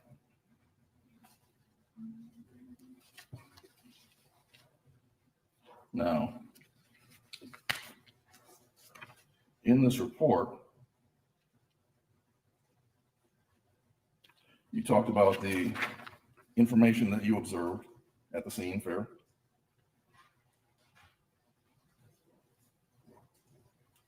Oh, that's a question? Yes, fair. Yes. Is that fair? Is that right? Okay, correct. All right, I'll start trying to ask you a little different then. And you also talked about the object that you put the Mr. Todd Stermer in as you transferred him from near the fuel tank up by the house a little further away, right? Correct. How many serious injury accidents, fires, murders have you been involved in your career? Numerous. Probably over 1,000 in a 20-some year career, right? Yes, sir. And you have a great memory of every single one of those? No, the only memories I have are images that I like to keep locked in my head. Okay. You have testified in great detail about the object you said was a little sled, molded plastic, 3 to 4 inch size. Remember that? Yes, sir. Okay. That must have been an important detail for you to remember it 18 years later in the context of the whole thing with Todd Stermer. I don't know how to answer that. Was that an important detail for you that it had 3 to 4 inch size and it was made of molded plastic? It would just depict what type of carrier we moved him in, that's all. Like you say, you had a lot better memory in 2007, right? It- January 2007 of this incident. Correct. When it was fresh in your mind. Yes? Yes. Okay. Tell us where in the report it describes this object as anything more than a little carrier. That's all that's on here. Okay. Before you came to trial, you prepared with the prosecutor? Before I came to trial, I got my report to refresh my memory. It was 18 years ago. Did you speak with the prosecutor? Briefly. To prepare for your testimony today? Somewhat. And you've done that before, right? When you go to trial? Yes. It's not your first trial. No. You prepare with the prosecutor so the prosecutor knows what you're going to say and you can talk about what the testimony is going to be. Fair? To some extent. That's what you do. I'm sorry? That's what you do to prepare for a trial. You're an important witness. You're an eyewitness here. Okay. So you prepared with the prosecutor to go over your testimony, how it was going to flow, right? Yes. Your Honor, he has to answer. I think he's asked it 3 times. No. Thank you. Your observations regarding Linda Stermer on the scene, it must have been pretty significant for you to suggest Linda Stermer had her hand over her husband's mouth when she was there, right? Yes. Okay. Tell us this, where the significant detail is, sir, in your report of January 7, 2007. It's not. If it was significant, it would have been in your report, wouldn't it? The significance of it is that we were trying to assist the victim and she was in the way. We had to have her move out of the way. Have you heard, you know how important writing detailed reports is, right? Yes, sir. Like I said, we said, you've been trained since the academy on how to do it, right? Yes. Have you heard, and do police officers have a saying, if it's not written down, it didn't happen? Yes. And you believe in that, right? Yes. All right. And it's not written, certainly not written down in this report, is it? No. It was cold, you said, right? Correct. If, you know who Steve Leach is, right? I'm sorry? Steve Leach, you know who he is? I know who he is. He's the Lawrence Township Fire Department chief. Correct. Or was. And he's going to be a witness here. If he had in his report that it was 32 degrees, you have any reason to quarrel with him? No. Okay. 32 degrees is the freezing mark, right? You know that. 30, correct. Right. So Linda Stermer was outside. Do you recall the clothes she was wearing?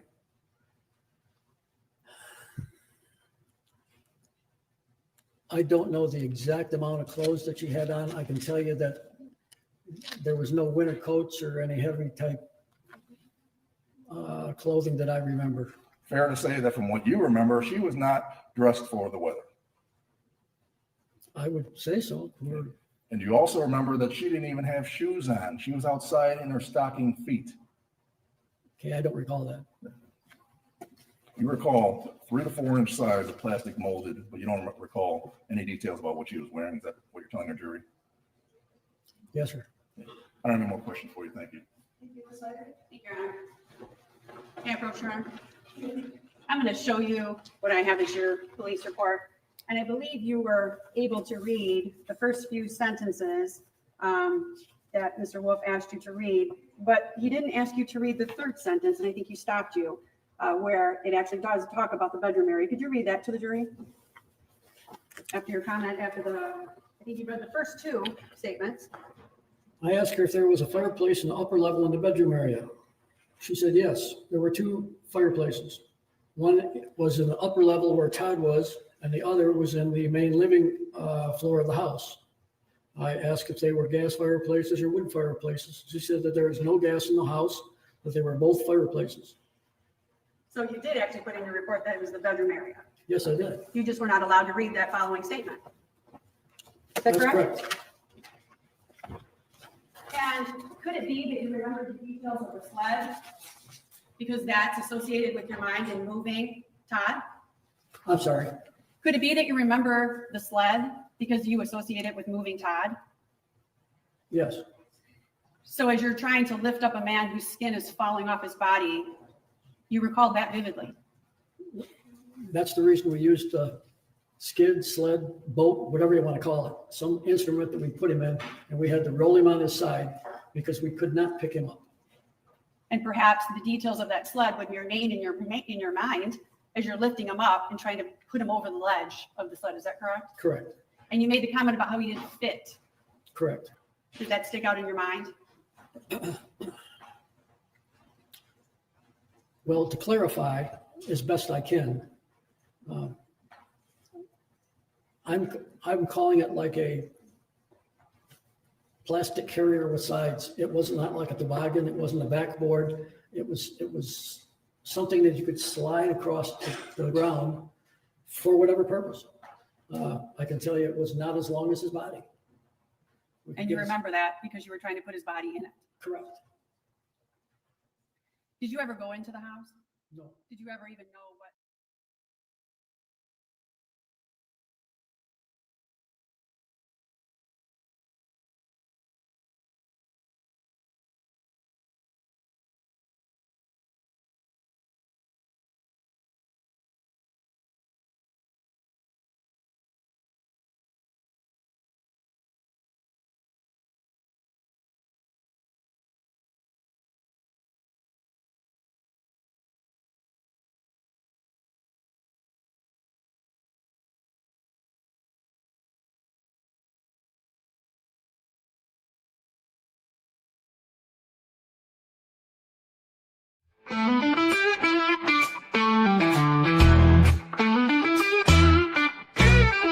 Hey there, thanks for stopping in. We hope you will join us again. We all look forward to next time. We get to talk about true crime. Clues. Justice served in an honest fight. True crime tales till the verdict's right. Solving more than just trivial quests, where sentences rule and the defense rests. Our true crime family is great. All types of topics we debate. Smash that like and ring that bell. Hit subscribe, you might as well.